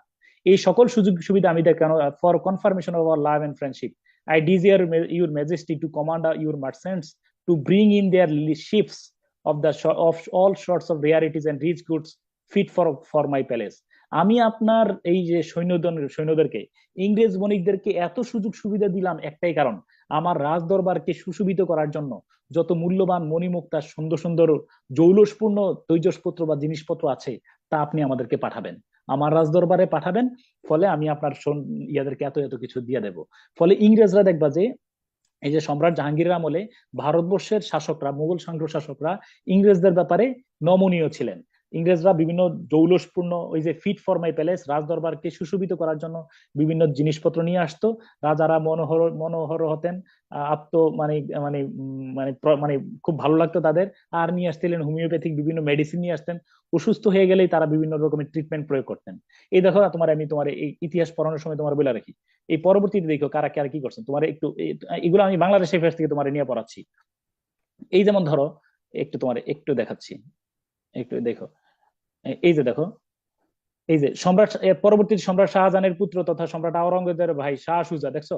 বাংলা বিহারের সুবেদার ছিলেন। সে সময় ইংরেজ চিকিৎসক জিব্রাইল ব্রাউটনের চিকিৎসার সন্তুষ্ট হয়ে মাত্র 3,000 টাকার বিনিময়ে তিনি ইস্ট ইন্ডিয়া কোম্পানিকে বিনা শুল্কে বাণিজ্য করার অনুমতি দেন।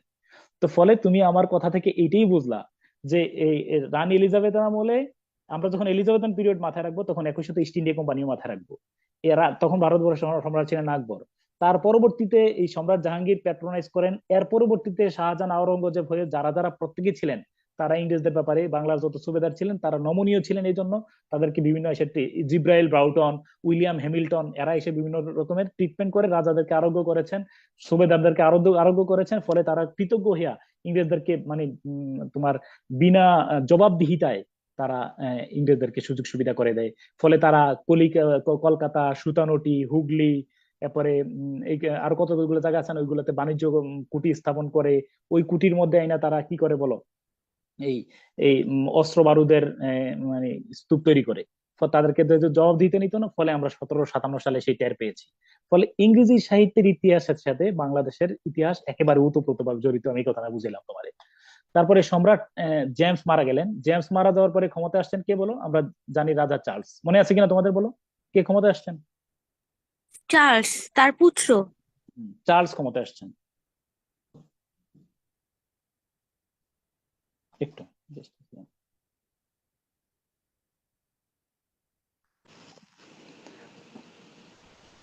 আমার কথা শুনতে পাচ্ছ কিনা একটু বলো তো।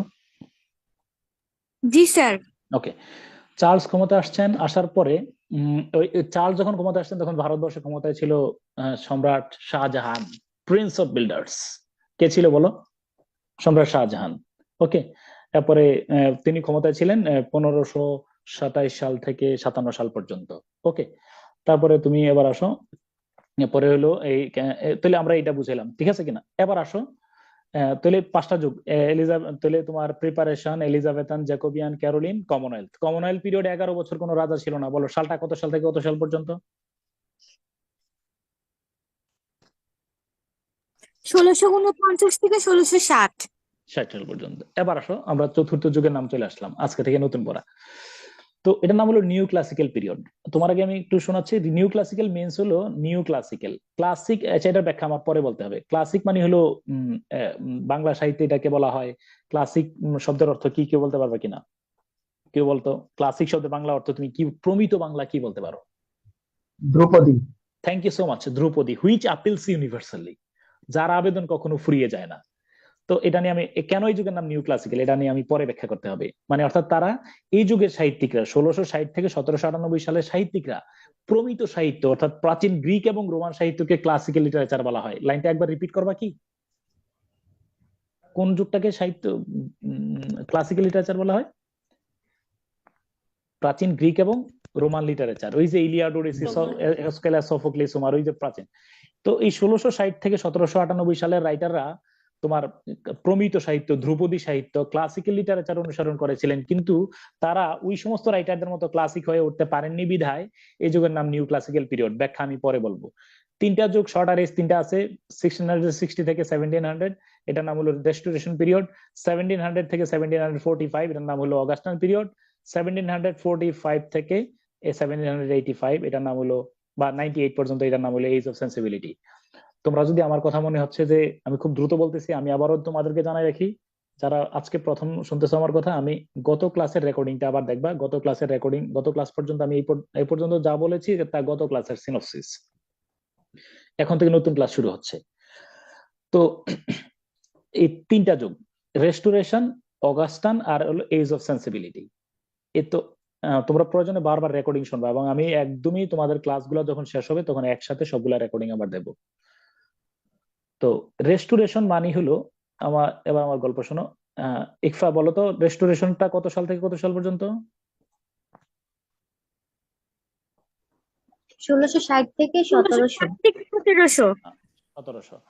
আমরা এর আগে পড়েছিলাম 1558 সাল থেকে 1660, 160 বছর হলো আমরা পড়েছিলাম রেনেসা। এখন আসলাম নিউ ক্লাসিক্যাল।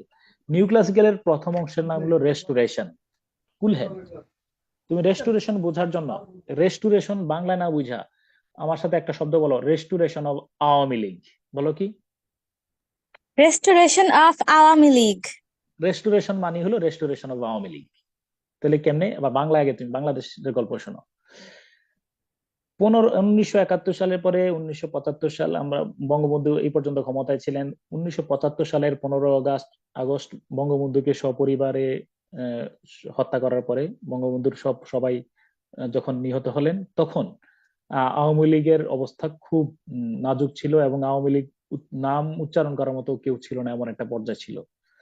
তো সেই সময় সৌভাগ্যক্রমে আমাদের মাননীয় প্রধানমন্ত্রী কোথায় ছিলেন বলো? বাংলাদেশ, এই সরি, জার্মানিতে ছিলেন। খেয়াল করে দেখো, বঙ্গ বঙ্গ বঙ্গ গভীর মনোযোগ।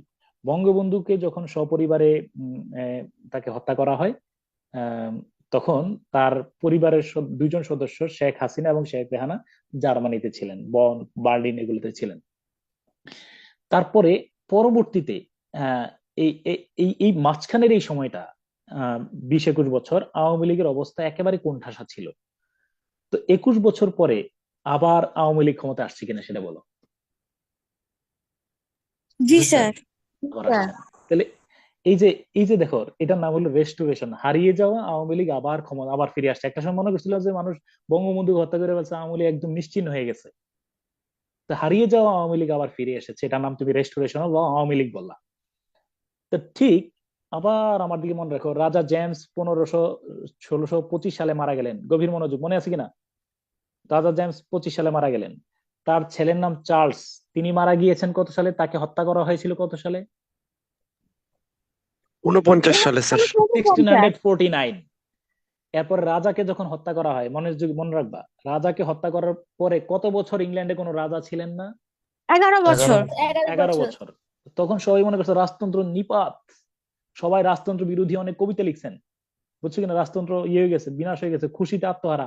মনে রাখে, একটু পরেই পড়বা জন মিল্টন, তারপরে কি বলো না, এই যে ওনার নাম হলো Alexander, sorry, Dryden, John Dryden, John Bunyan আনন্দে আত্মহারা হইয়া সাহিত্যকর্ম লিখেছেন, রাজা মারা গেছে আলহামদুলিল্লাহ, বুঝছো কিনা? তারপরে এই 11 বছর পরে ইংল্যান্ডের লোকেরা, ওই যে অলিভার ক্রমওয়েল, রিচার্ড ক্রমওয়েল, ওরা যে শাসন করছিল, রিচার্ড ক্রমওয়েল একজন অকর্মণ্য শাসক ছিলেন, তার বিরুদ্ধে প্রতিবাদ করে গ্লোরিয়াস একটা ব্লাডলেস রেভলিউশনের মাধ্যমে ইংল্যান্ডের লোকেরা তাকে উৎখাত করে ক্ষমতাচ্যুত করে। ওই রাজা চার্লসের ছেলে পুত্র কোথায় লুকাইছিল? প্যারিসে, ফ্রান্সের রাজধানী প্যারিসে। ওই প্যারিস থেকে তাকে এনে ইংল্যান্ডের ক্ষমতায় বসালেন। হারিয়ে যাওয়া রাজতন্ত্র আবার ফিরে আসলো কত বছর পরে? 11 বছর পরে। 11 বছর পরে। Restoration of monarchy. বলো, রেস্টোরেশন অফ মনার্কি। তাহলে রাজা চার্লস দ্য সেকেন্ড ক্ষমতায় আসলেন। বলো, কি ক্ষমতায় আসলেন? রাজা Charles two. Charles the second. তাহলে আমি কি তোমার চার্লস বুঝতে টু। পারছি রেস্টোরেশন অফ আওয়ামী লীগ আর রেস্টোরেশন অফ মনার্কি কি বুঝতে পেরেছো? জি স্যার। জি স্যার। ওকে, এই দেখো, তোমার আমি এই ভিতরে যখন ক্লাসে পড়াবো তখন দেখো যে একটু মজার মজার গল্প আছে এখানে, তোমার আমি একটু দেখাচ্ছি। হ্যাঁ, একটু দেখো। এই এটা হলো কোন যুগটা পড়বো না, নিউ ক্লাসিক্যাল। এই দেখো, এই দেখো, এই যে দেখো, তুমি এই গল্প বল, এই যে এটা এটা এটা এটা এটা এটা কি দেখছো? এটা এটা এটা কি? এটা এটা দেখতে পাচ্ছ? কিছু কিছু দেখতে পাচ্ছ? জি স্যার। এটাকে বলা হয় হেড অন এ স্পাইক। এই দেখো, আমি একটা গল্প বলছি, এখানে একটা গল্প লিখে দিছি। উনার নাম কি বলো? Charles the second. চিনতে পারছো চার্লস দ্য সেকেন্ড? স্যার এটা অলিভার ক্রমওয়েল না? না, এটা চার্লস দ্য সেকেন্ড, আর ওইটা হলো অলিভার ক্রমওয়েল। দেখাচ্ছি আমি তোমাদের, অলিভার ক্রমওয়েল ছবিটা অন্য জায়গায়। আচ্ছা, এই চার্লস দ্য সেকেন্ড। হ্যাঁ, চার্লস দ্য সেকেন্ড কি করছে? ক্ষমতায় আসছেন, আসার পরে অলিভার ক্রমওয়েলের ছবি ওই আগের সিটে আছে। চার্লস দ্য সেকেন্ড ক্ষমতায় আসার পরে তিনি কি করলেন? এই দেখো, 17 শতকের মাঝামাঝি ইংল্যান্ডের রাজা চার্লসের বিরুদ্ধে বিদ্রোহ করে অলিভার ক্রমওয়েল ক্ষমতায় আরোহণ করেন, বুঝছো কিনা? যেহেতু তিনি রাজার বিরুদ্ধে বিদ্রোহ করেছেন, সেহেতু তিনি নিজে রাজা না হয়ে হয়েছেন লর্ড প্রোটেক্টর। 8 বছর দেশ শাসনের পরে 1658 সালে তিনি মারা গেলেন। তার ক্রমওয়েলের জায়গায় ক্ষমতায় আসছেন তার ছেলে রিচার্ড ক্রমওয়েল, বুঝছো কিনা? বছর না ঘুরতেই দেশে ফের বিদ্রোহ, এবার ক্ষমতায় আসলেন 1660 সালে। কে ক্ষমতায় আসছে বলো? Charles second. দ্বিতীয় চাল। তিনি এসেই নির্দেশ দিলেন, এবার আমার দিকে তাকায় শোনো, উনি কি নির্দেশ দিচ্ছেন। চার্লস দ্য সেকেন্ড ক্ষমতায় আসছেন, আসার পরে বললেন যে এই আমার বাবা কোথায়, আমার বাবা কোথায়? বলে যে কি ভুলে গেছেন, আপনার বাবার তো 1558 সালে খতম। তা 1500 সরি কত সালে না, সরি বলছো আমার 1550 সালে তো আপনার বাবারে মারার পরে আপনার বাবার আপনি তো পালাইছিলেন। বলে তো আমার বাবাকে কে হত্যা করেছিল, কার নেতৃত্বে? বলো তো কার নেতৃত্বে হত্যা হয়েছে? অলিভার বাবার ক্রমওয়েল। নেতৃত্বে। অলিভার ক্রমওয়েল কোথায়? বলো যে ইন্না লিল্লাহি ওয়া ইন্না ইলাইহি রাজিউন। 2 বছর আগে মারা গেছেন। কত সালে বলো? 2 বছর আগে। 58 সালে। 58 সালে, 1658 সালে। তার কি বিচার হয়েছিল? না, বিচার হয় নাই। কোনো শাস্তি পায় নাই বিচার না? হয় নাই। তো বিচার হয় নাই, শাস্তিও পায় নাই, তাহলে কি করতে হবে? তাহলে তার লাশ কবর থেকে উঠাও। তার লাশ কি বকেয়া শাস্তি দিতেছে? কবর থেকে উঠানো হইলো, লাশ ফাঁসিতে ঝুলানো হয়েছে, কারণ ওদের তো ওইভাবে সংরক্ষণ করে রাখা হয়, বুঝছো কিনা? মাথা কাটাও, কাটছে। 20 ফুট লম্বা এক বর্ষার মধ্যে মাথা ঝুলাই রাখছে। এখান থেকে আসছে হেড অন এ স্পাইক, বর্ষার আগায় মস্ত। বর্ষায়। এই যে অলিভার ক্রমওয়েলের মাথা, এই যে দেখো, এই যে দেখছো কিনা, হেড অন এ স্পাইক। এটা ইতিহাসে একটা প্রবাদ, don't forget the head on a spike. এই যে খুনি রাশেদ, ওই যে ডালিম ফালিম, তোমরা বঙ্গবন্ধুরে হত্যা করে এইভাবে লাফাচ্ছ, never forget head on spike. সময় আবার আসবে, তোমারও এরকম ধরনের। ওই যে সর্বশেষ বঙ্গবন্ধুর একজন খুনিকে ইয়ে করা হয়েছে, কি নাম না, ওই যে মাজেদ, ক্যাপ্টেন মাজেদ। মাজেদ, কত আকুতি করছে। Never forget head on spike. তুমি যত কথাই বলো, তুমি তুমি যতই বঙ্গবন্ধুর বিরোধী হও, এটা তুমি কোনো মতেই এটাকে সাপোর্ট করতে পারো? কোনো মতেই এভাবে কোশ্চিন কালো এটার সময় তাই না? তো এই আর কি। তো নেভার ফরগেট, দেখুন এটা যারা মনে করে যে কিছু বাংলাদেশে এরকম আছে, দেখবা যে এটা খুব লজ্জাজনক ইতিহাস যে এরকম ধরনের খুশি হয়েছে বঙ্গবন্ধুকে এইভাবে। এটা খুব এর মনে রাখবে, এরা প্রচন্ড ঘৃণ্য। তুমি ভিন্ন ভিন্ন মত পোষণ করতে পারো, তাই মানে মানুষকে এই এত বড় স্যার, মেসাকার, তাই না? আপনি এটা এটা বলতেছেন, এখনো স্যার অনেকের সাথে কথা বললে তারা বলে যে কেন আমরা পাকিস্তানের অধীনে থাকলাম না, কেন যুদ্ধ করছিল। সরি, এটা মানে এগুলো অনেক আমাদের এই মানুষ যে, স্যার, অনেক মানুষ এরকম। আমি জানি, আই নো, খুব দুঃখজনক বিষয়। হ্যাঁ, আচ্ছা, মনে রাখবা, এইটা রিটেন পরীক্ষা পড়বা। পাকিস্তান থেকে বাংলাদেশ 32টা উন্নয়ন সূচকে আগাই আছে। যত কথাই বলো, পাকিস্তান দেউলিয়াতের ধার প্রান্তে। আমরা যত কথাই বলো, যত যাই তুমি সমালোচনা করো না করো, পাকিস্তান থেকে আমরা অনেক গুণ। এবং ইমরান খান যখন আসছিল তখন তার সামনে অনেকে ডেইলি ডনের মধ্যে একটা কথা বলছিল যে Bangladesh model, Imran Khan should follow Bangladesh model, বুঝছো কিনা? বাংলাদেশকে মডেল হিসেবে গ্রহণ করতে বলছে। জি তো স্যার। আমরা স্বাধীন রাষ্ট্র, পাকিস্তান তখন 2 দিন পরে পাকিস্তান মধ্যে কেউ খেলতে যায় এখন? এটা এক ধরনের উদ্ভট রাষ্ট্রে পরিণত হয়েছে। আমরা বঙ্গবন্ধুকে কৃতজ্ঞ, তার মাগফিরাত কামনা করি, কারণ তার নেতৃত্বে আমরা বাংলাদেশ খুঁজে পেয়েছি। অতএব কোনো ধরনের ইয়ে বলো না, এদের কথা প্রাণ। ওকে, ডান। হাইভার, আমরা কোথায় ছিলাম? ও, রেস্টোরেশন আমি বুঝাতে পারছি। তো রেস্টোরেশন হারিয়ে যাওয়া 11 বছর পরে আবার হারিয়ে যাওয়া রাজতন্ত্র সেটা আবার ফিরে আসলো, তাই না? তারপরে আসো, ওকে, তারপরে দেখো, রেস্টোরেশনের পরের যুগটার নাম কি বলো? Augustan period. এগুলো নিয়ে আমি ক্লাসে দ্রুত বলবো, মনে রাখবা। Augustus, who's Augustus, who's Augustus? Augustus Caesar, মনে রাখবা। অক্টিভ অগাস্টাস সিজার, এরপরে ওই যে জুলিয়াস সিজার, নাম শুনছো না এরকম? এরপরে অগাস্টাস সিজার, এই ইংল্যান্ডের একজন, ইতালি একজন রোমান সম্রাটের নাম ছিল অগাস্টাস সিজার। একজন রিপিট করো।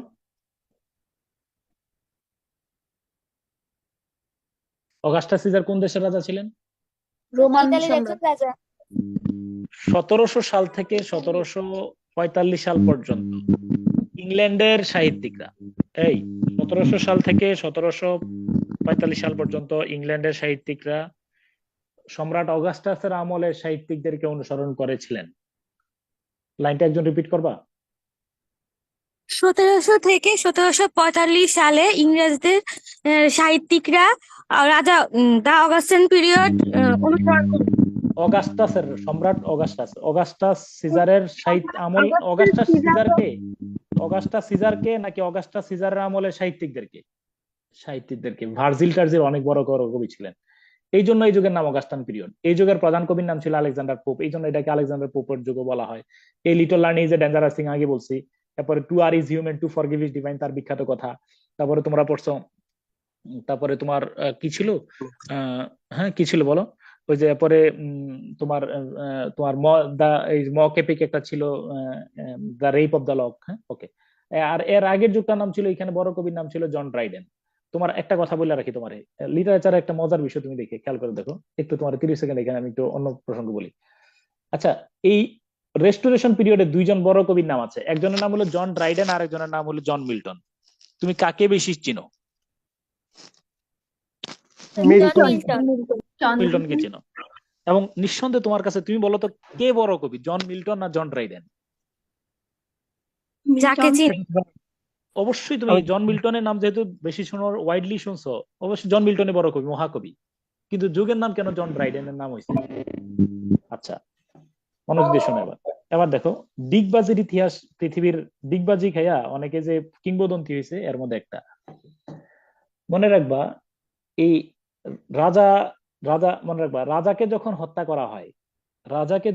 করা হয় তখন অনেকেই রাজতন্ত্রের বিরোধী ছিলেন। যেমন তার মধ্যে নাম বলো জন মিল্টন, জন ড্রাইডেন, জন বানিয়ান।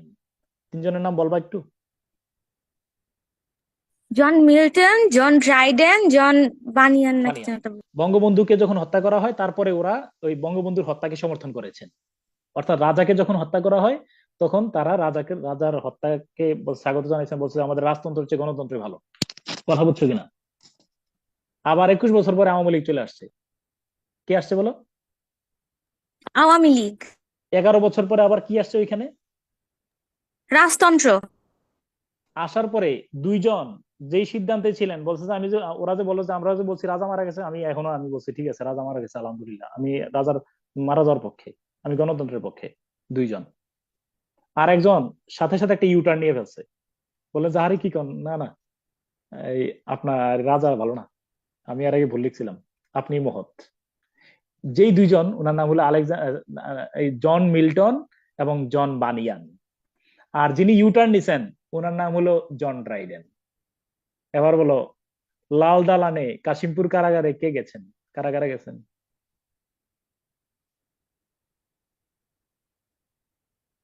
কাশিমপুর কারাগারে কে কে আছে বলো এখন?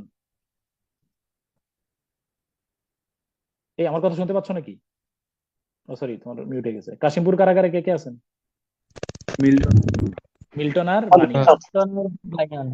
আর রাজদরবারে বঙ্গভবনে শেখ হাসিনার সাথে সাক্ষাৎ করতেছে কে কে কে বলো? কি পাকা ইতিহাস তুমি দেখো। এবার একটু মনোযোগ দিয়ে শোনো। অন্ধ, তার চোখ দুইটা অন্ধ, এমনি চোখে সমস্যা। চার্লস দ্য সেকেন্ড এসে ক্ষমতায় এসে ঢুকাই দিয়েছেন অন্ধকার প্রকোষ্ঠে ঢুকাই দিলেন। একদম থাকতে থাকতে অন্ধকার কারাগারের মধ্যে, সবকিছু অন্ধকারের মধ্যে ছিল, কন্ডেম সেলের মধ্যে অন্ধকারে থাকতে থাকতে দুই চোখের আলো চিরতরে নির্বাপিত হয়ে গেল। এরপরে তোমার অ্যান্ড্রু মার্ভেলের অনেক লবিং এর মাধ্যমে তিনি আবার চার্লস দ্য সেকেন্ড তাকে মানে মুক্ত করলেন। এই মুক্ত কবি অন্ধ অবস্থায় একটা মহাকাব্য লিখলেন। অন্ধ অবস্থায় মহাকাব্য লেখা যায় না, তিনি বলেছেন তার কন্যা শুনে শুনে লিখছেন। অমর সেই মহাকাব্যের নাম বলো কি সেটা? কি সেটা? Paradise lost. Paradise lost. আরো ক্লান্ত হয়ে গেছেন কবি, ক্লান্ত অবস্থায় লিখলেন প্যারাডাইজ রিগেইনড। কিন্তু প্যারাডাইজ লস্টের মধ্যে এরকম মানে সূর্য আলোক এর মধ্যে নাই, কারণ ক্লান্ত কবির এখানে আমরা ছবি এখানে খুঁজে পাই। Paradise Lost, Paradise Regained. 12 বছর জেলে ছিলেন জন বানিয়ান, এক কিংবদন্তি অ্যালেগরি প্রোজ লিখলেন। কি লিখছেন জানো কিনা? হ্যাঁ, পিলগ্রিমস প্রগ্রেস, পৃথিবীর সবচেয়ে শক্তিশালী গদ্য সাহিত্যের মধ্যে একটা। Pilgrim's progress. তুমি আমার জেলখানা আটকে রাখছো, আমি কি জেলখানার আবদ্ধ লোক? বডি জেলখানায় আছে, পৃথিবীতে সারা পৃথিবী আমার হৃদয়ে, হৃদয় আমার সারা পৃথিবী ঘুরছে।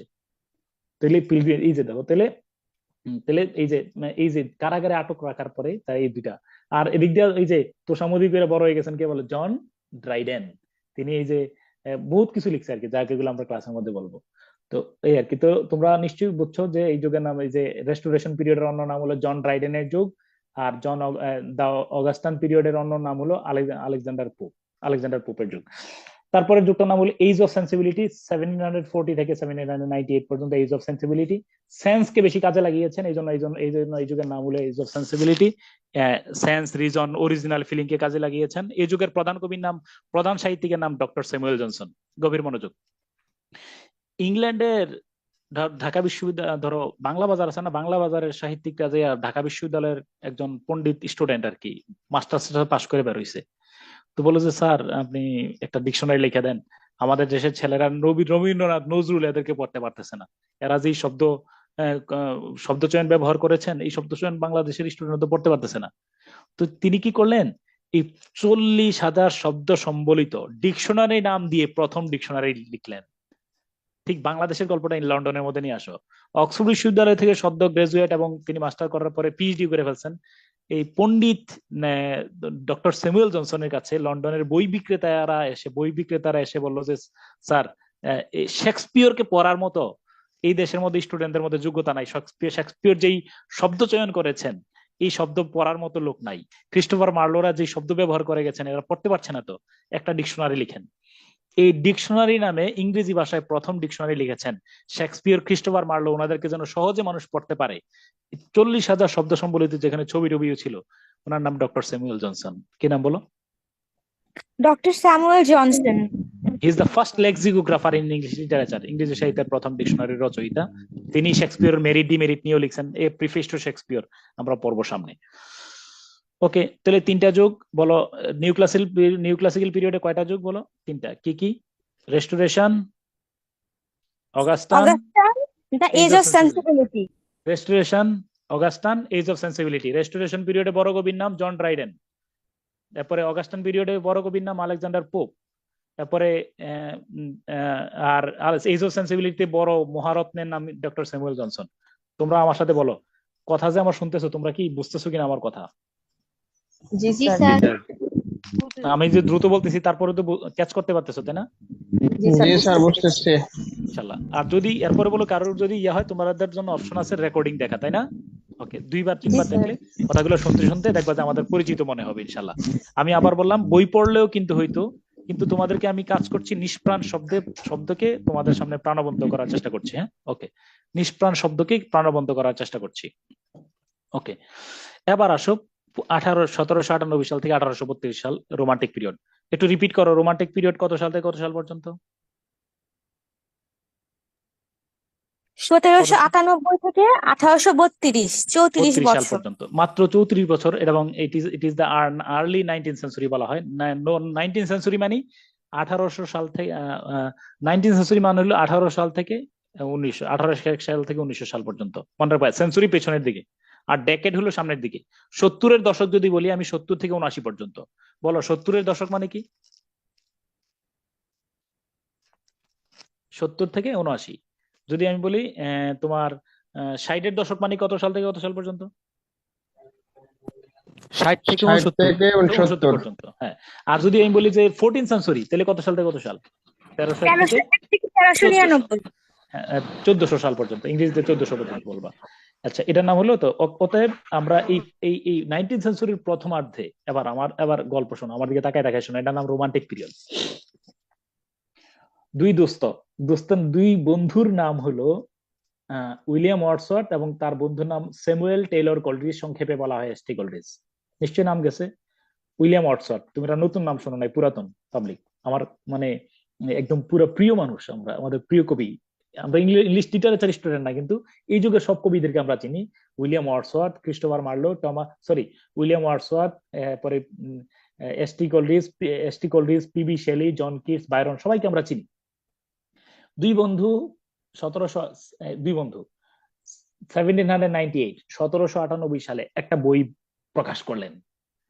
বইটার নাম লিরিক্যাল ব্যালাডস। এই বইটার নাম কি বলো তো? রিপিট করো তো, বইটার নাম কি? Lyrical ballads. লিরিক্যাল ব্যালাডস। এই বইটা প্রকাশ করার মাধ্যমে ইংরেজি সাহিত্যে রোমান্টিক পিরিয়ডের যাত্রা শুরু হয়। বলো কোন গ্রন্থটা প্রকাশ করার মাধ্যমে? লিরিক্যাল বলো তো? ব্যালাডস। হ্যাঁ, লিরিক্যাল ব্যালাডস। এই বইটা কয় বন্ধু মিলে বের করছেন? 2 জন। দুই বন্ধুর নাম কি? উইলিয়াম ওয়ার্ডসওয়ার্থ আর এবং স্যামুয়েল স্যামুয়েল টেইলর কোলরিজ। হ্যাঁ, এই যে দেখো, এই দুই বন্ধু মিলে একটা বই বের করছেন, বইটার নাম হলো লিরিক্যাল ব্যালাডস। এই যে দেখো, লিরিক্যাল ব্যালাডস তো তোমার দেখাচ্ছি। এই যে দেখো, লিরিক্যাল ব্যালাডস। হ্যাঁ, এই যে 1798 সালে লিরিক্যাল ব্যালাডস লিখছেন। তো এই একটা বই লেখার কারণে যুগের নাম কেন পরিবর্তন হয়েছে? আবার একটা মজার কাহিনী শোনো। একটা বইয়ের কারণে যুগের নাম চেঞ্জ হয়ে গেছে। তো শোনো, এই বই প্রকাশ করার পরে লোকেরা বললো যে আরে কি বই লিখছেন, কি কবিতা, এগুলো তো আজগুবি কবিতা, জীবনে এরকম কবিতা পড়ি না, এগুলো কোথায় পাইছেন?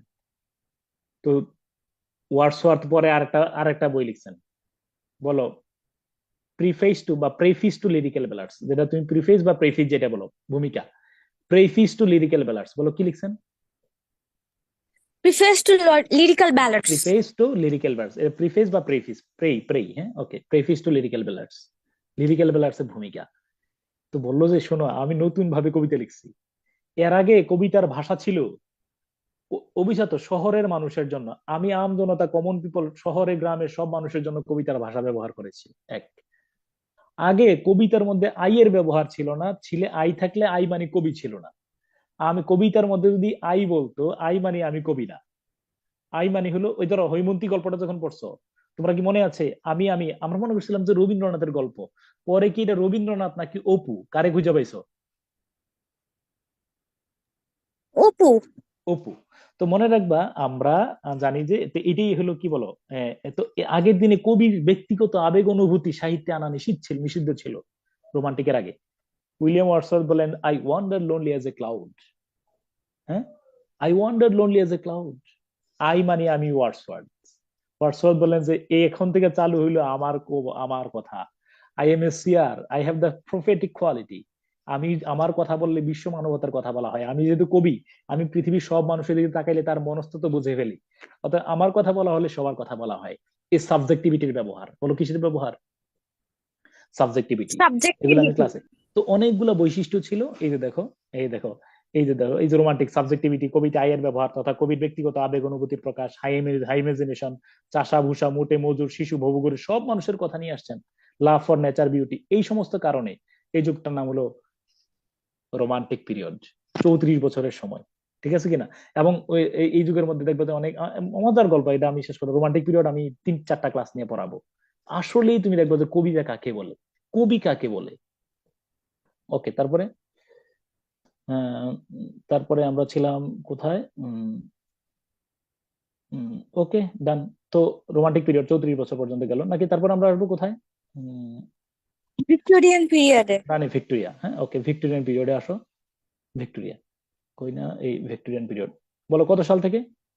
1832 সাল থেকে 1901 সাল পর্যন্ত রানী ভিক্টোরিয়া। বলো কত সাল থেকে কত সাল পর্যন্ত? 1832 থেকে 1901। 1832 সাল থেকে 1900 কত সাল পর্যন্ত? না, 1901। 1 সাল পর্যন্ত রানী ভিক্টোরিয়া। ওকে, তোমার একটু কথা আমি জানাই রাখি, একটু ফোর্স মিউট করে আমি রানী ভিক্টোরিয়ার সম্পর্কে কয়েকটা মিনিট আমি বলতেই হবে আমার। রানী ভিক্টোরিয়া, এই ভিক্টোরিয়ান পিরিয়ডে যাওয়ার আগে আমি তোমার একটু বলে রাখি,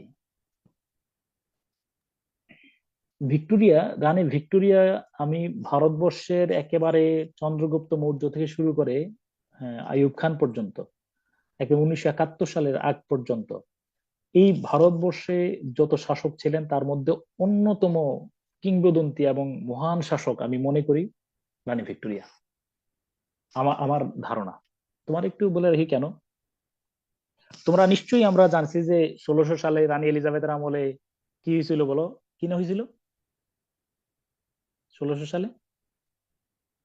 Victoria Park. East India Company. কি Victoria Park? India Company. East India Company. কি বলতেছে এগুলা? East India Company. তারপরে আমরা 1757 সালে পলাশী যুদ্ধের মাধ্যমে আমরা জানি যে তোমার কি হয়েছে বলো, কি হয়েছে বলো, স্বাধীনতা হরণ হয়েছে। ব্রিটিশ আমলে ব্রিটিশের হ্যাঁ, আমরা যখন আমাদের মানে স্বাধীনতা যখন হরণ হয় তখন কিন্তু এজ অফ সেন্সিবিলিটি, একটু তোমার কথা একটু আমি একটু পিছনে যে আবার বলতেছি, এইজ অফ সেন্সিবিলিটি তিনটা কারণে উল্লেখযোগ্য। এইজ অফ সেন্সিবিলিটি সালটা কত সাল থেকে কত সাল আরেকবার পড়ে শোনাও তো। 1745 থেকে 1785 বা 98। 98 পর্যন্ত বলো। এই 1745 সাল থেকে 1798 সাল পর্যন্ত অনেকগুলো ঐতিহাসিক তারিখ গুরুত্বপূর্ণ। এদিকে তাকাও। 1755 সালে তো ডিকশনারি লিখছেন ডক্টর স্যামুয়েল জনসন। আমার দিকে তাকায় থাকো। 1757 সালে পলাশী যুদ্ধ হয় ভারতবর্ষের, মানে মানে শেষ, ইংরেজদের হাতে চলে গেছিল। ওই 1600 সালে ইস্ট ইন্ডিয়া কোম্পানির সনদ, 1757 সালে 157 বছর পরে ভারতবর্ষ দখল, পলাশী যুদ্ধে ইংরেজদের সাথে পরাজিত পরাজিত হন সিরাজদৌল্লা। 1757, 58, 59, 60, 61। 1761 সালে পানিপথের কি হয় বলো, কত নম্বর যুদ্ধ? তৃতীয় যুদ্ধ হয়, পানিপথের তৃতীয় যুদ্ধ, মনে রাখবে 61 সালে। তাহলে 1526 পানিপথের প্রথম যুদ্ধ, 1556 পানিপথের দ্বিতীয় যুদ্ধ এবং 1761 পানিপথের তৃতীয় যুদ্ধ। খুব গুরুত্বপূর্ণ তিনটা তথ্য দিলাম, মনে রাখবো। 1561 সালের পরে 1564 সালে পানিপথের বক্সারের যুদ্ধ হয়, সেখানে মীর কাসিম পরাজিত হয়। মীর কাসিম পরাজিত হওয়ার মাধ্যমে আমরা বুঝলাম অস্তমিত কফিনে সর্বশেষ পেরেক মারা হলো। আমরা বুঝলাম যে আমরা ইংরেজদের কাছ থেকে আর সহসা স্বাধীনতা ফিরে পাবো না। 1765 সালে দ্বৈত শাসন বা তোমার ডায়ার কি হলো, মানে দেশ চালাও তুমি আর টাকা পয়সা তুলবো আমরা। এরপরে হলো 1770 সালে কি হয়েছে বলতে পারবা? নির্বাচন না, এটা 1970। 1770 সালে হলো মন্বন্তর, 1 কোটি লোক না খেয়ে মারা গেছে, বুঝছো কিনা? 1770। তারপরে এই 1776 সালে এই মনে রাখবা যে এই আমেরিকা কাদের দখলে ছিল? ব্রিটেনের দখলে ছিল, স্বাধীনতা ব্রিটিশদের ঘোষণা দখলে করে ছিল। 4 জুলাই। ব্রিটিশদের দখলে ছিল এই আমেরিকা। 1776 সালে 4 জুলাই 13টা অঙ্গরাজ্য মিলে এই যে সবাই একত্রিত হয়ে জর্জ ওয়াশিংটনের নেতৃত্বে স্বাধীনতা ঘোষণা করলো, ডিক্লারেশন অফ ইন্ডিপেন্ডেন্স। মনে রাখবে ডিক্লারেশন অফ ইন্ডিপেন্ডেন্স দুই দেশের, একটা হলো বাংলাদেশের আর একটা হলো কি বলো, যুক্তরাষ্ট্রের। প্রথম কোনটা? প্রথম বাংলাদেশ, আর বাংলাদেশে দেখা দেখি না না, যুক্তরাষ্ট্র, তাই না? প্রথম ইউএসএ, তারপর ও আচ্ছা, বাংলাদেশ। ঠিক আছে ঠিক আছে, হ্যাঁ আচ্ছা। তো এই ডিক্লারেশন অফ ইন্ডিপেন্ডেন্স। এরপরে 1789 সালে ফরাসি বিপ্লব, ইংল্যান্ডের দক্ষিণ দিকে ফ্রান্সের বিপ্লব হয়েছে। তো আমার দিকে তাকাও, তিনটা ঘটনাকে আমরা বড় করে বলতে পারি। একটা হলো এই 1757 সালে এই ইংরেজরা ভারতবর্ষ দখল করছিল, ক্লিয়ার? এবং একই সময় এই শতকেই তাদের কাছ থেকে একটা বড় কলোনি দখলমুক্ত হয়ে যায়। কোনটা সেটা? ইউএসএ। আমেরিকা। তাহলে মনে রাখবা এই শতাব্দীতে একটা বড় অঞ্চল তারা দখলে নেয় আর একটা বড় অঞ্চল তাদের হাতছাড়া হয়, ঠিক আছে কিনা? আর এই কিছুদিন পরে 1789 সালে, শুনো, 1789 সালে এই ইংল্যান্ডের দক্ষিণ দিকে ফ্রান্স ফরাসি বিপ্লবের রাজা ষোড়শ লুইকে গিলুটিনের মাধ্যমে হত্যা করা হয়, রাজতন্ত্রকে হত্যা করা হয়, বাস্তিল দুর্গের পতন ঘটে, নেপোলিয়নের উদ্বোধ হয়, গণতন্ত্রের যাত্রা শুরু হয়, প্রকম্পিত হয় পুরা ইউরোপের রাজতন্ত্র, সবাই কেঁপে ওঠে। ফলে এই রোমান্টিক যুগের সাহিত্যিকরা ফরাসি বিপ্লব দ্বারা প্রভাবিত ছিলেন। বিসিএস পরীক্ষার প্রশ্ন, উইলিয়াম ওয়ার্ডসওয়ার্থ কোন বিপ্লব দ্বারা প্রভাবিত ছিলেন বলতো? ফরাসি বিপ্লব।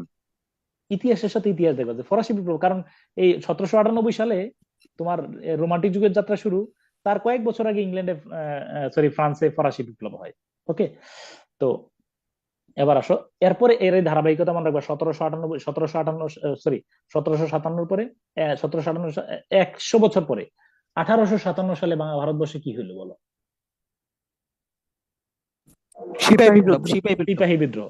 সিপাহী বিদ্রোহে মদতদানের অভিযোগে সর্বশেষ ভারতীয় সম্রাট, নাম বলতে পারবা কেউ? সর্বশেষ ভারতীয় মুঘল সম্রাটের নাম কি ছিল? বাহাদুর শাহ জাফর। বাহাদুর শাহ। দ্বিতীয় বাহাদুর শাহ, যার কবি ইয়া ছিল এই যে মির্জা গালিব, আসাদুল্লাহ খান গালিব। গালিবের কবিতা আমি তোমাদের ক্লাসে শোনাবো। এই এই তো মির্জা তাকে একটু দাঁড়াও, আমার দিকে তাকায় গল্প শোনো। এই হ্যাঁ কি করছেন, এই রানী ভিক্টোরিয়া যখন ভারতবর্ষে তিনি কি করছেন, দ্বিতীয় বাহাদুর শাহকে, এই মনে রাখবা যে এটা কত ইতিহাস বলে, তার 14 জন সন্তানের মধ্যে 10 জনকে ফাঁসিতে ঝুলানো হয়েছে তার চোখের সামনে। এই তোমার ইয়াতে আছে না, ব্রিটিশ সিপাহী বিদ্রোহে মদতদানের অভিযোগে তাকে কিন্তু পরবর্তীতে এই ইয়াঙ্গুনে পাঠানো হয়। এরপরে মনে রাখবা যে 1558 সালে রানী ভারতবর্ষে ইস্ট ইন্ডিয়া শাসনের আহ, বিলুপ্তি ঘোষণা করেন। কি বিলুপ্তি ঘোষণা? ইস্ট ইন্ডিয়া কোম্পানি বিলুপ্তি ঘোষণা করে রানী নিজেই ভারতবর্ষের স্বাধীনতার ভারতবর্ষের দায়িত্ব হাতে নেন। হাতে নেওয়ার পরে তিনি বেশ কিছু কাজ করেছেন। যেমন ধরো তোমরা নীল বিদ্রোহ নাম শুনছো কিনা? নীল বিদ্রোহ জি স্যার। কত সালে নীল নীল বিদ্রোহের অবসান ঘটে? কত সালে? 1860। এই তো বুঝছো কিনা, রানী ভিক্টোরিয়া ক্ষমতায় আসার পরে ইস্ট ইন্ডিয়া কোম্পানিরে তিনি সরাই দিচ্ছেন, বলছে এত বড় বিশাল ভূখণ্ডকে কোম্পানি দিয়ে চালানো যাবে না। তারপরে 1860 সালে তিনি নীল বিদ্রোহের অবসান ঘটান। এরপরে ধরো 1860 সালে তিনি একটা পেনাল কোড নামের বের করছেন, জানো কিনা? দণ্ডবিধি জি স্যার, বাংলাদেশে penal 5 code। হ্যাঁ পেনাল কোড। হ্যাঁ, জি স্যার। এই যে পুলিশ বিসিএস পুলিশ দিয়ে ফেলতেছো, কার ক্রেডিট? রানী ভিক্টোরিয়া 1861 সালে 1961 সালে। পুলিশ এক তৈরি করছে। এইভাবে করে তুমি রানী ভিক্টোরিয়া আমলে একটা কিংবদন্তি আছে, তোমার এটার নাম হলো এই সিআরপিসি। বলো সিআরপিসি মানে কি? বলো কোড অফ ক্রিমিনাল প্রসিডিওর, ফৌজদারি Criminal কার্যবিধি। procedure 1898 সালে 1898। হ্যাঁ নজরুল জন্মগ্রহণ করার 1 বছর আগে এই CPC CrPC code of 1908। Criminal. এই যে তুমি বিসিএস পরীক্ষা দিচ্ছ রেজিস্ট্রেশন তোমার, অ্যাক্ট 1908। হ্যাঁ হ্যাঁ হ্যাঁ, অনেকগুলা রেগুলেশন 1908 অ্যাক্ট তো পরে 1908। পরে পরে পরে সিবিসি পরে। আচ্ছা, তোমার এই তাহলে কি এরপরে এই শিক্ষা ব্যবস্থা ভারতবর্ষে যদি তুমি বিসিএস পরীক্ষা দিচ্ছ, এগুলো কিন্তু সব রানী ভিক্টোরিয়ার আমল থেকে হয়েছে। রানী ভিক্টোরিয়ার আমলে তিনি নতুন করে কোনো যুদ্ধ জড়ান নাই। তিনি তার কলোনিগুলোকে খুব সুস্থির ভাবে রেখেছেন, নতুন ভাবে যুদ্ধে জড়ান নাই। যে যুদ্ধগুলো ছিল সেগুলো, যেই দেশগুলো তার দখলে ছিল, তিনি সেগুলোকে উন্নত করার চেষ্টা করছেন। এই দেখো তুমি সড়ক ব্যবস্থা, এই যে তোমার শিক্ষা ব্যবস্থা, তার আমলে লর্ড ডালহৌসির আমলে, ওনার সময়ের লর্ড ডালহৌসি যখন ছিলেন এই ভাইসরয়, তার আমলে ভারতবর্ষে তোমার একজন শিক্ষাবিদ ছিলেন, ওনার নাম ছিল চার্লস উড। উডের ডেসপাস বলা হয়। এই যে তুমি দেখো যতগুলা বাংলাদেশের জিলা স্কুল আছে, দেখো সব 100 বছরের পুরাতন কিনা বলো? জি স্যার। সবগুলা। অর্থাৎ তিনি সিদ্ধান্ত নিয়েছেন প্রত্যেকটা প্রভিন্সে একটা করে বিশ্ববিদ্যালয় হবে, তারপরে তোমার একটা টিচার্স ট্রেনিং কলেজ হবে, নারী পুরুষ, অর্থাৎ শিক্ষার ইতিহাস যদি তুমি পিছনে যাও, দেখবা যে ঘুরে রানী ভিক্টোরিয়া। এই যে বিসিএস পরীক্ষা, ভারতবর্ষের প্রথম বিসিএস ক্যাডার কে ছিল জানো? কে বলতে পারবা? প্রথম আইসিএস পরীক্ষা কে দিয়েছিল? সত্যেন্দ্রনাথ ঠাকুর। সত্যেন্দ্রনাথ ঠাকুর রবীন্দ্রনাথ ঠাকুরের বড় ভাই। তারপরে তিনি এরপরে ওইখানে, কারণ ওই সময় বাংলাদেশ, ভারত, ইন্ডিয়া, ইংল্যান্ডে এসে এই পরীক্ষাটা দেওয়া লাগতো, সিভিল সার্ভিস পরীক্ষা। তো পরবর্তী রানী ভিক্টোরিয়া ভারতবর্ষে আবার কি করছেন বলো? এই সিভিল সার্ভিস পরীক্ষা দেওয়ার ব্যবস্থা করে দিয়েছেন, কারণ এখানে এসে দিয়ে আর বয়স থাকতো না। তো ফলে এই তুমি যদি মনে করো যে এই ভারতবর্ষের একদম উন্নতির যে সূতিকাগার, যার হাত দিয়ে সূচনা শুরু হয়েছিল আধুনিকায়নের, এটা রানী ভিক্টোরিয়া। শিক্ষা ব্যবস্থা বলো, এটা অনেক বড় অবদান। তো রানী ভিক্টোরিয়া, সরি, এই ভিক্টোরিয়ার আমলে একদিকে তিনি যেমন নতুন করে যুদ্ধে জড়ান নাই, একদিকে শান্তি বজায় রাখছেন, আবার একই সাথে তিনি কবি সাহিত্যিকদের প্যাট্রোনাইজ করেছেন। এই যে Tennyson, Marlowe, sorry, Alfred Tennyson, তারপরে হলো রবার্ট ব্রাউনিং, তারপরে তোমার ম্যাথিউ আর্নল্ড, টমাস হার্ডি, তারপরে জর্জ এলিয়ট, তারপরে কি বলে চার্লস ডিকেন্স, এই সমস্ত বড় বড় কবি সাহিত্যিকদেরকে তিনি করেছেন। আর একটা কথা তোমাদেরকে বলে রাখি, রানী ভিক্টোরিয়ার একজন প্রিয় পাত্র ভারতবর্ষে ছিলেন, কেউ তার নাম বলতে পারবা কিনা? খুব প্রিয় মানুষ ভারতবর্ষে ছিল, ওনার নাম কি বলতে পারবা? ওনাকে নিয়ে একটা মুভি হয়েছে, এনিওয়ান? নাম দেখবা? এগুলো আমি ক্লাসে পড়বো। এই যে রানী ভিক্টোরিয়া, হ্যাঁ, ওনার নাম দেখবা? ওনার নাম হলো আব্দুল করিম। বলো নামটা কি? আব্দুল করিম। হ্যাঁ, নাম, মুভিটার নাম হলো ভিক্টোরিয়া এন্ড আব্দুল, লেখা রাখো। এই যে দেখো আব্দুল করিম, দেখছো? এই দেখো করিম কাহিনী, ঠিক আছে? রানী ভিক্টোরিয়ার সাথে, বলো মুভির নাম কি? Victoria and Karim. Victorian Karim না, ভিক্টোরিয়া এন্ড আব্দুল। আমার তো লোভ সামলাতে পারতেছি না, আমার 30 সেকেন্ড সময় দাও, দেখি আমি খুঁজে পাই কিনা। নামটা কি বলছি বলো? Victoria and Abdul. দাঁড়াও, ভিক্টোরিয়া, এটা ক্রিকেট খেলা নিয়ে হয়েছিল না?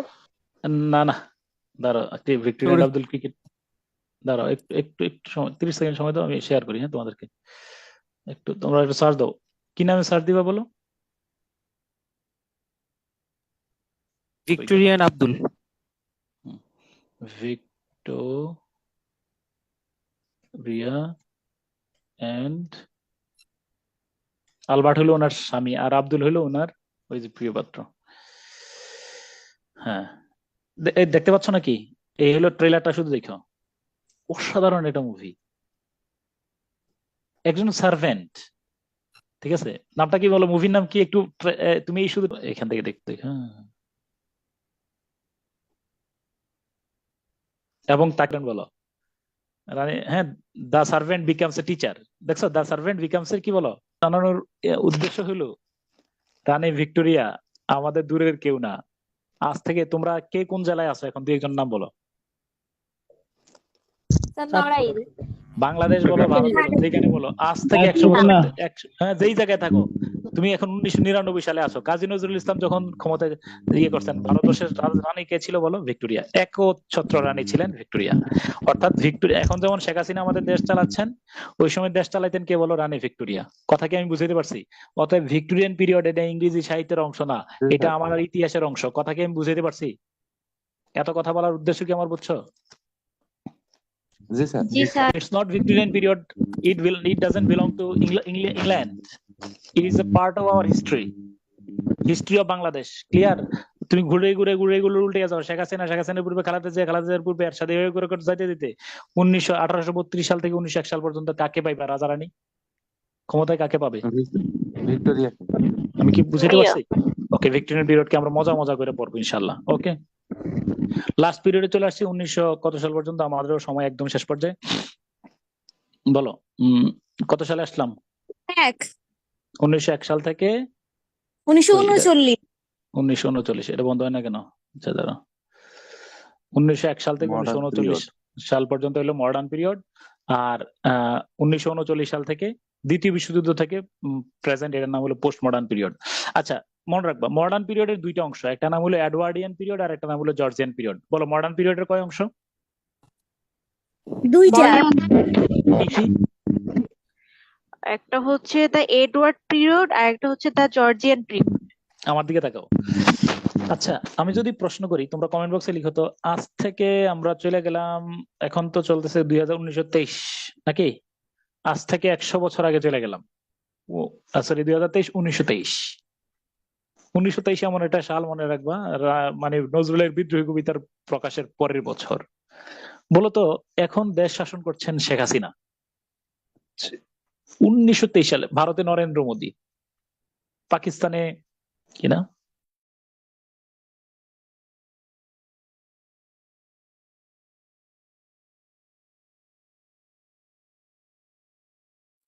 উনিশশো তেইশ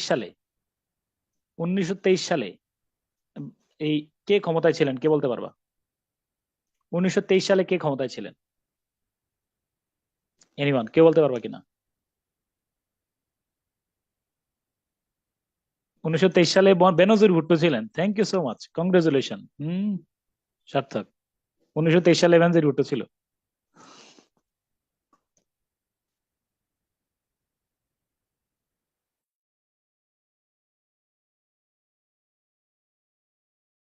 তো 23 সালে কে ক্ষমতায় ছিলেন?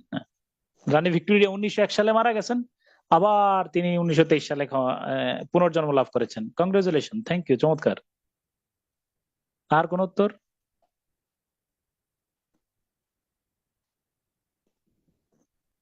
আর কোন উত্তর কেউ বলতে পারবা? আবার আনমিউট করে বলো।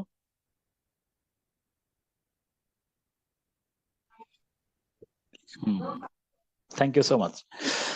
মনে রাখবা, এদিকে এবার বইয়ের দিকে তাকানোর দরকার নাই। রানী ভিক্টোরিয়া মারা গেলেন। আমার কথা শুনতে পাচ্ছ কিনা একটু রিপ্লাই করো তো, নাকি আমি তোমাদেরকে শুনতে পাচ্ছি না? ইয়েস স্যার, পাচ্ছি। ওকে, আমার দিকে তাকিয়ে থাকো। 1901 সালে রানী ভিক্টোরিয়া মারা যান। মারা যাওয়ার পরে তার পুত্র ক্ষমতায় আসেন। ওনার পুত্রের নাম এডওয়ার্ড। বলো নাম কি? এডওয়ার্ড। এরপরে হ্যাঁ, মিউট করে ফেলো। এডওয়ার্ড ক্ষমতায় আসেন। এডওয়ার্ড ক্ষমতায় আসার পরে দেখো, এডওয়ার্ডের নাম অনুসারে এই যুগটার নাম হয়ে গেল এডওয়ার্ডিয়ান পিরিয়ড। এরপরে এডওয়ার্ড মারা গেলেন 1910 সালে। এরপরে ক্ষমতায় আসছেন এডওয়ার্ডের পুত্র পঞ্চম জর্জ। সপ্তম এডওয়ার্ডের পুত্র পঞ্চম জর্জ, নাম হয়ে গেল জর্জিয়ান পিরিয়ড। তাহলে 1910 সাল থেকে 1936 সাল পর্যন্ত ভারতবর্ষের যিনি শাসক ছিলেন তার নাম হলো জর্জিয়ান পিরিয়ড, তার নাম হলো পঞ্চম জর্জ।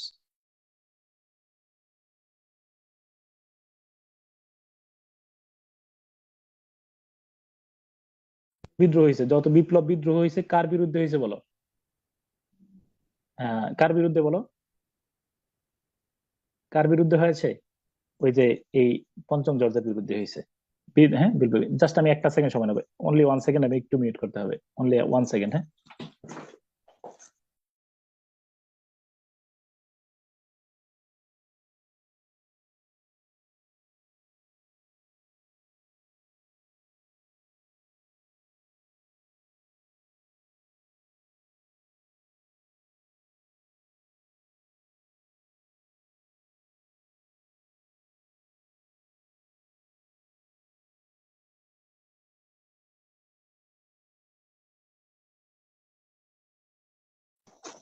ওকে। তো আমি কোথায় ছিলাম বলো? রানী ভিক্টোরিয়া কত সালে মারা গেছেন? 1901। রানী ভিক্টোরিয়া কত সালে মারা গিয়েছেন? 1901 সালে। রানী ভিক্টোরিয়ার পরে ক্ষমতায় এসেছেন তার বড় পুত্র, নাম কি বলো? নাম কি? এডওয়ার্ড, সপ্তম এডওয়ার্ড। ওনার নাম অনুসারে যুগের নাম হয়ে গেল এডওয়ার্ডিয়ান পিরিয়ড। বলো যুগের নাম কি হয়েছে? Edwardian period. Okay, period. হ্যাঁ এডওয়ার্ডিয়ান পিরিয়ড। এডওয়ার্ড মারা গেলেন কত সালে বলবা? 1910। 1910 সালে। এডওয়ার্ড মারা যাওয়ার পরে, এডওয়ার্ড মারা গেলেন, তারপরে এডওয়ার্ড মারা যাওয়ার পরে ক্ষমতা আসছেন কি বলো? জর্জ। সপ্তম বলো জর্জ। হ্যাঁ, সপ্তম, না পঞ্চম জর্জ। বলো কত নম্বর জর্জ? পঞ্চম জর্জ। হ্যাঁ পঞ্চম জর্জ। এই তার নাম অনুসারে হয়ে গেল জর্জিয়ান পিরিয়ড। তাহলে বলো ইংরেজি সাহিত্যে আধুনিক যুগের কয়টা অংশ? দুইটা, দুইটা। কি কি বলো? এডওয়ার্ডিয়ান এবং জর্জিয়ান। এডওয়ার্ড কে ছিলেন? রানী ভিক্টোরিয়ার সপ্তম পুত্র, মানে পুত্র। রানী বড় পুত্র, হ্যাঁ বড় পুত্র, হ্যাঁ, বড় পুত্র। বড় পুত্র। এরপরে আর জর্জ কে ছিলেন? রাজা এডওয়ার্ডের পুত্র। হ্যাঁ, এডওয়ার্ডের বড় পুত্রের নাম কি ছিল বলো? বড় জর্জ। পুত্রের নাম কি? হ্যাঁ, ওকে। এই যে দেখো, এবার তোমারে বলে রাখি তো, এবার এবার বাংলাদেশ অ্যাফেয়ার্স এর 2বার বিসিএস পরীক্ষার একটা প্রশ্ন তোমারে আমি এবার একটু শেয়ার করি না আমি। একটু শেয়ার করতেছি, ধরো। এবার আমার বলো, বঙ্গভঙ্গর যখন রদ হয়, ভারতবর্ষে ক্ষমতায় কে ছিলেন? 2বার বিসিএস পরীক্ষার প্রশ্ন। পঞ্চম জর্জ। বলো, বঙ্গভঙ্গ যখন রদ হয় তখন ভারতবর্ষের ক্ষমতায় কে ছিলেন? এই দেখো, তাহলে মডার্ন পিরিয়ডের 2টা অংশ। ওকে, একটা হলো কি বলো, দা এডওয়ার্ডিয়ান, 1901 সাল থেকে 1910 সাল পর্যন্ত, সপ্তম এডওয়ার্ডের আমল। তার আমলে 1905 সালে বঙ্গভঙ্গ হয়, এটা তার আমলে ভাইসরয় ছিলেন লর্ড কার্জন। বলো লর্ড কার্জন। আর তার পুত্র পঞ্চম জর্জের আমল 1910 থেকে 1936, তার আমলে 1911 সালে বঙ্গভঙ্গ রদ হয়, তখন ভাইসরয় কে ছিলেন বলো? Lord Hardinge. হার্ডিঞ্জ। তো এখন আমারে বলো, পরীক্ষায় অপশনে আসছে বঙ্গভঙ্গ রদ কার আমলে হয়? অপশনে লর্ড হার্ডিঞ্জ এবং পঞ্চম জর্জ দুইজনই যদি থাকেন, কার নাম হবে? রাজার নাম হবে। 5 মিনিটস, ক্লাসের সময় আর 5 মিনিট। রাজার নাম, কথা বলছো কিনা? ধরো এখন যে আমাদের বঙ্গবন্ধু টানেল, কর্ণফুলী টানেল যে হয়েছে, এটা যদি চিটাগংয়ের কার আমলে হয়? চট্টগ্রামের মেয়রের নাম দেয়া আছে আর শেখ হাসিনার নাম দেয়া আছে, কার আমলে হবে? শেখ হাসিনা। যদি অপশনে শেখ হাসিনার নাম না থাকে, চট্টগ্রামের মেয়র, রাজশাহীর মেয়র নাম দেয়া থাকে, কার নাম হবে? চট্টগ্রামের মেয়র। মেয়রের নাম। আমি কথা বুঝতে পারছি কিনা? তাহলে ওই যে তুমি পঞ্চম জর্জ পড়ছো, ওইটা দূরের কথা না, এটা আমাদের ইংরেজি সাহিত্যের অংশ। বলো আধুনিক যুগের কয়টা অংশ? 2টা। কি কি? কি কি বলো? স্যার, এডওয়ার্ডিয়ান এবং জর্জিয়ান। হ্যাঁ, এডওয়ার্ডিয়ান হলো সপ্তম এডওয়ার্ড, তার আমলে বঙ্গভঙ্গ হয়, এবং জর্জের আমলে কি হয় বলো? বঙ্গভঙ্গ রদ হয়। বঙ্গভঙ্গ রদ হয়। ওকে, এখন আমরা এরপরে 1939 সাল থেকে যখন আগামী ক্লাসে আমার একটু রয়ে গেল, মনে রাখবো আমি আমার একটা 2-3টা গল্প বলবো। ইতালি থেকে কোথায় আসবো? একটা ইতিহাস বলতে বলতে কোথায় আসবো? জগন্নাথ বিশ্ববিদ্যালয়। জগন্নাথ। ইতালি থেকে জগন্নাথ বিশ্ববিদ্যালয়। একটা পরিক্রমা দেখাবো ইতিহাসের। হ্যাঁ, এক মিনিট একটা গল্প ইতিহাস বলবো সুন্দর করে ঘুরে ঘুরে। হ্যাঁ, গেল। দ্বিতীয়ত হলো আরেকটা গল্প বলবো, একজন ইংরেজ রাজা প্রেমের কারণে সিংহাসন ত্যাগ করেছেন। উনি কে এবং কেন? উনার নাম হলো, আচ্ছা মনে রাখবো, 1936 সালে, এটা ধারণা দিয়ে রাখি, 1936 সালে রাজা পঞ্চম জর্জ যখন মারা যান তখন তার দুই পুত্র ছিল। বড় পুত্র নাম ধারণ করছেন অষ্টম এডওয়ার্ড, কারণ তার দাদা ছিল সপ্তম এডওয়ার্ড, বুঝছো কিনা? তাহলে অষ্টম এডওয়ার্ড ক্ষমতায় এসে তিনি ওই যে তার একটা প্রেম ছিল ফ্রান্সের একটা মেয়ে, নাম হলো ওয়াইলিস, বলো নাম কি? ওয়াইলিস। ওয়ালিস, হ্যাঁ ওয়াইলিস, হ্যাঁ ওয়াইলিস এন্ড এডওয়ার্ড একটা মুভি আছে, তাহলে দুইটা মুভি নিবা, দেখবা, ধারণা নিবা। বলো, একটা হলো ভিক্টোরিয়া এন্ড আব্দুল, আর একটা নাম কি বললাম? ওয়াইলিস এন্ড এডওয়ার্ড, বুঝছো? ওয়াইলিস এন্ড এডওয়ার্ড, ওকে। তো তিনি আবার প্রেমের কারণে সিংহাসন ত্যাগ করে চলে যান। এরপরের ইতিহাসটা পরে বলবো, আজকে বলবো এখন বর্তমানে ইংল্যান্ডের রাজার নাম কি? চার্লস দ্য সেকেন্ড, ঠিক আছে। এই পর্যন্ত আমরা ইতিহাসটা মানে আধুনিক যুগের রাজারা নিজের ইতিহাসটা একটু মিলিয়ে বলবো। এবার আমার সাথে বলো সিনপসিস ক্লাসের। ইংরেজি সাহিত্যের 8টা যুগ, 8টা যুগের নাম, প্রথম যুগের নাম অ্যাংলো স্যাক্সন পিরিয়ড। মনোযোগ, লাস্ট রিভিউ, 450 সাল থেকে 1066 সাল পর্যন্ত অ্যাংলো স্যাক্সন পিরিয়ড, এটা ইংরেজি সাহিত্যের প্রাচীন যুগ, old English period. Second 1066 to 1500 middle English period. Middle English period 3টা অংশ, Anglo Norman, age of Chaucer, dark age. Age of চসারটাই মনে রাখবা, 1340 সাল থেকে 1400, এটা মনে রাখলে বাকি দুইটা অটোমেটিক্যালি মনে থাকবে, চসার। তারপর 3 নম্বরে রেনেসা। রেনেসার 1500 সাল থেকে 1660, 1500 to 1660, ক্লিয়ার? G sir. এই 160 বছরের মধ্যে কয়টা অংশ? 5টা। 5টা অংশ কি কি? Preparation for renaissance. Preparation, golden period হলো আমাদের এলিজাবেথান পিরিয়ড, কত সাল থেকে? 1558 সাল থেকে 1603, ভোলা যাবে না, যাবে না, আমিও গত ক্লাসে রিপিট করছি। 1603 থেকে 25 জেমসের জ্যাকোবিয়ান পিরিয়ড।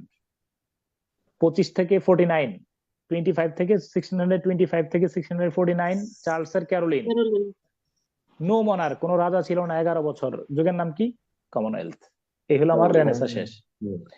নিউ ক্লাসিক্যাল 1660, 1660 থেকে ওই রোমান্টিক পিরিয়ড, মানে ওই যে নিউ লিরিক্যাল বেলার লেখার টাইম পর্যন্ত, 1798 সাল পর্যন্ত। প্রথম যুগের নাম কি? রেস্টোরিয়ান পিরিয়ড। রেস্টুরেন্ট না, রেস্টোরেশন। রেস্টোরেশন, রেস্টোরেশন মানে রেস্টোরেশন অফ আওয়ামী লীগ, আমি বুঝাইতে পারছি কিনা? Yes sir. হারিয়ে যাওয়া আওয়ামী লীগ ফিরে আসছে, হারিয়ে যাওয়া রাজতন্ত্র ফিরে আসছে, ক্লিয়ার না? একদম। অগাস্টান পিরিয়ড 1700 সাল থেকে 1745। আর তোমরা নিশ্চয়ই জন ড্রাইডেনের চরিত্র তো বুঝছোই ভালো করে নাকি? ডিগবাজি হোসেন মোহাম্মদ এরশাদ নাকি? সবাই বলো জন ড্রাইডেন ওরফে মরহুম হোসেন মোহাম্মদ এরশাদ, বলো ক্লিয়ার কিনা? স্যার বাংলাদেশের বাম দলগুলা কে স্যার? হ্যাঁ, এই যে হাসানুল হক ইনু স্যার। হাসানুল হক ইনু বলো, জন ড্রাইডেন ওরফে হাসানুল হক ইনু। হ্যাঁ, ওকে, ঠিক আছে, লাইন ধরছো। তারপর হলো গেল, একটা সময় বঙ্গবন্ধু ডুগডুগি বাজাইতো চামড়া খুলে, এখন আবার ইয়ে করে, ওকে। তারপরে রেস্টোরেশন আমি বুঝাইছি। এরপর অগাস্টাস আমলের সাহিত্যিকদেরকে অনুসরণ করছেন অগাস্টান পিরিয়ড, আলেকজান্ডার পোপ এই যুগের মধ্যমণি, 1700 সাল থেকে 1745। এরপর 45-এর পরে এইটার নাম হলো 98 সাল পর্যন্ত এজ অফ সেন্সিবিলিটি, প্রধান কবির নাম ডক্টর স্যামুয়েল জনসন, গল্প বলছি। তারপরে আসো 1798 সাল থেকে 1832 রোমান্টিক পিরিয়ড। রোমান্টিক পিরিয়ড খুব মজার ইতিহাস, তাই না? বড় বড় প্রিয় কবিরা আমাদের আছেন, ওয়ার্ডসওয়ার্থের নেতৃত্বে যাত্রা শুরু। আচ্ছা, ওয়ার্ডসওয়ার্থ কোলরিজ মিলে একটা বই লিখছিল, লিরিক্যাল বেলার্স। আমার প্রিয় রানী তো জানোই, রানী ভিক্টোরিয়া, ভিক্টোরিয়া এন্ড আব্দুল, নাম তো বললাম। তিনি যে আমার ইংরেজি, ভারতবর্ষের ইতিহাস, ইংরেজি সাহিত্যের ইতিহাস আলাদা না। তাহলে ভিক্টোরিয়ান পিরিয়ড আমরা ভারতবর্ষ ভালো করে জানার চেষ্টা করছি, বিসিএস পরীক্ষা দিচ্ছি। থ্যাংক ইউ ম্যাডাম, ভিক্টোরিয়া না থাকলে আমরা বিসিএস পরীক্ষা চিন্তা করতে পারতাম না। অতএব পরে সাথে আবার ভিক্টোরিয়ান পিরিয়ডও ভালো করে পড়বো। হ্যাঁ, এরপরে ভিক্টোরিয়া ম্যাডামের দুই পুত্র, বড় পুত্রের নাম হলো, আমরা মডার্ন পিরিয়ডে চলে আসছি 1901 থেকে দ্বিতীয় বিশ্বযুদ্ধ, 1901 থেকে 1939 সাল পর্যন্ত। ওনার বড় ছেলের নাম এডওয়ার্ড, সপ্তম এডওয়ার্ড, ওনার নাম অনুসারে এডওয়ার্ডিয়ান পিরিয়ড। বঙ্গভঙ্গ রদ হয়েছে উল্লেখযোগ্য। সর্বভারতীয়, আরে নিখিল ভারত আওয়ামী মুসলিম লীগ প্রতিষ্ঠা হয়েছে নাকি? নাকি ঠিক বললাম না আমি? 1906 সালে CPC, code of civil procedure, দেওয়ানি কার্যবিধি হয়েছে ওই সময়। তারপর 1910 থেকে 1936 আকাইমা রাজা, ওনার নাম হলো, নাম কি না, পঞ্চম জর্জ। যত বিপ্লব হয়েছে, যত বিদ্রোহ হয়েছে তার বিরুদ্ধে হয়েছে নাকি? তাই না? এই যে জালিয়ানওয়ালা তোমার ওই যে 1808, হ্যাঁ, তোমার ওই যে নাম কি না, এই যে প্রীতিলতা ওয়াদ্দেদার, মাস্টারদা সূর্য সেন, হ্যাঁ, ক্ষুদিরাম বসু, সব কার বিরুদ্ধে বিদ্রোহ করছেন বলো?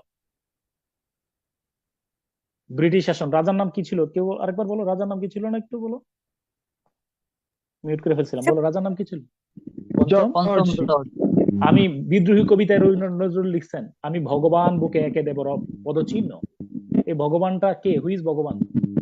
ব্রিটিশ শাসন। এবং এটা হলো চার্লস, আর সরি, আরে কি নাম ওর নাম, পঞ্চম জর্জ। বুঝছো কিনা বিষয়টা? তারপরে পঞ্চম জর্জের পরে মিউট করে ফেললাম সবাইকে। তারপরে হলো 1939 সাল থেকে প্রেজেন্ট, এটার নাম হলো পোস্ট মডার্ন পিরিয়ড। তাহলে আমার সাথে লাস্ট বলো, old, middle, Renaissance, new classic, romantic, Victorian, modern, post modern. তোমার প্রত্যেকের কাছে, যারা যারা ক্লাস শুনছো, ক্লাস করছো, তাদের প্রত্যেকের কাছে একটা দায়িত্ব হইলো, এই 8টা যুগের গল্প প্রথম থেকে শেষ পর্যন্ত তুমি তোমার বন্ধুকে শোনাইবা। রাজি আছো কিনা? তোমার বন্ধুকে বুঝাইয়া বলবা যে ওল্ড ইংলিশ থেকে এই মডার্ন পর্যন্ত এই হলো ইতিহাস। সিনোপসিসটা শোনাইবে কিনা বলো, ইয়েস না বলো। Yes, sir. Yes, sir. ঠিক আছে, এটা তোমার দায়িত্ব রইলো, হ্যাঁ? আগামী ক্লাসে আগামী ক্লাসে আবার শোনো, আগামী ক্লাস হবে রবিবারে, বাংলাদেশ টাইম সকাল 8টা থেকে 10টা পর্যন্ত। গ্রামার মিলিয়ে পড়বা, হ্যাঁ? একটু ক্লাস হবে, ওই ক্লাসের মধ্যে আমরা গ্রামার লিটারেচার দুইটাই মিলিয়ে পড়বো। আর হইলো রবিবারে তোমাদের ওই শেক্সপিয়র থেকে পড়া শুরু করবো ইনশাল্লাহ। একদম তোমরা শেক্সপিয়রের ফ্যান হয়ে যাবা, মনে করবা যে আরে কি ভালো লাগে শেক্সপিয়র। আমরা শুরু করবো কার কাছ থেকে? তাহলে সপ্তম দাঁড়াও, আমি পুরাটা রিভিউ করার পরে শেক্সপিয়র থেকে পড়াশোনা শুরু করব। তাহলে তোমার কাজ কি, শেক্সপিয়র আগে পড়ে আসবা নাকি আমি পড়ানোর উপরে পড়বা? আগে। এটা দায়িত্ব, আগে পড়বা, আগে পড়ে আসবা, হ্যাঁ? ওকে, আমি যেটা পড়াবো, যে টপিকটা আমি পড়াবো সেটা আগেই তোমরা পড়ে আসবা, ঠিক আছে? তাহলে আজকে পর্যন্ত এখানেই বিদায়। তাহলে সালাম টালাম নিয়ে বিদায় দাও, আল্লাহ হাফেজ নাকি আসসালামু আলাইকুম? আসসালামু আলাইকুম স্যার। ওয়ালাইকুম আসসালাম, আসসালামু আলাইকুম। স্যার শীট গুলো কি আমরা অফিস থেকে সংগ্রহ করতে পারবো? আমি সব প্রশ্ন নাজমুল ভাইকে করবা, আমি গ্রুপে সব শীট আমি যেগুলো পড়াচ্ছি এগুলো গ্রুপে দিয়ে দেবো। আর বাকি প্রশ্ন নাজমুল ভাই যখন ক্লাসের শুরুতে থাকবেন তখন ইয়ে করে দিও, ঠিক আছে? ইনশাল্লাহ। খুব ভালো থেকো, মনে রাখো ভালো থাকাটা একটা অধিকার। আমি ভালো থাকবো এবং সবাইকে ভালো রাখবো ইনশাল্লাহ। একদম মন প্রফুল্ল রেখো। আমাদের একটা বড় টার্গেট আছে, এইবারই আমরা এই এক বিসিএস এক যাত্রায় আমরা সফল হইতে চাই ইনশাল্লাহ, হ্যাঁ? খুব ভালো থাকো আজকে ইনশাল্লাহ, হ্যাঁ? আসসালামু আলাইকুম।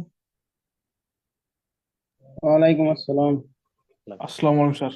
ওয়ালাইকুম আসসালাম।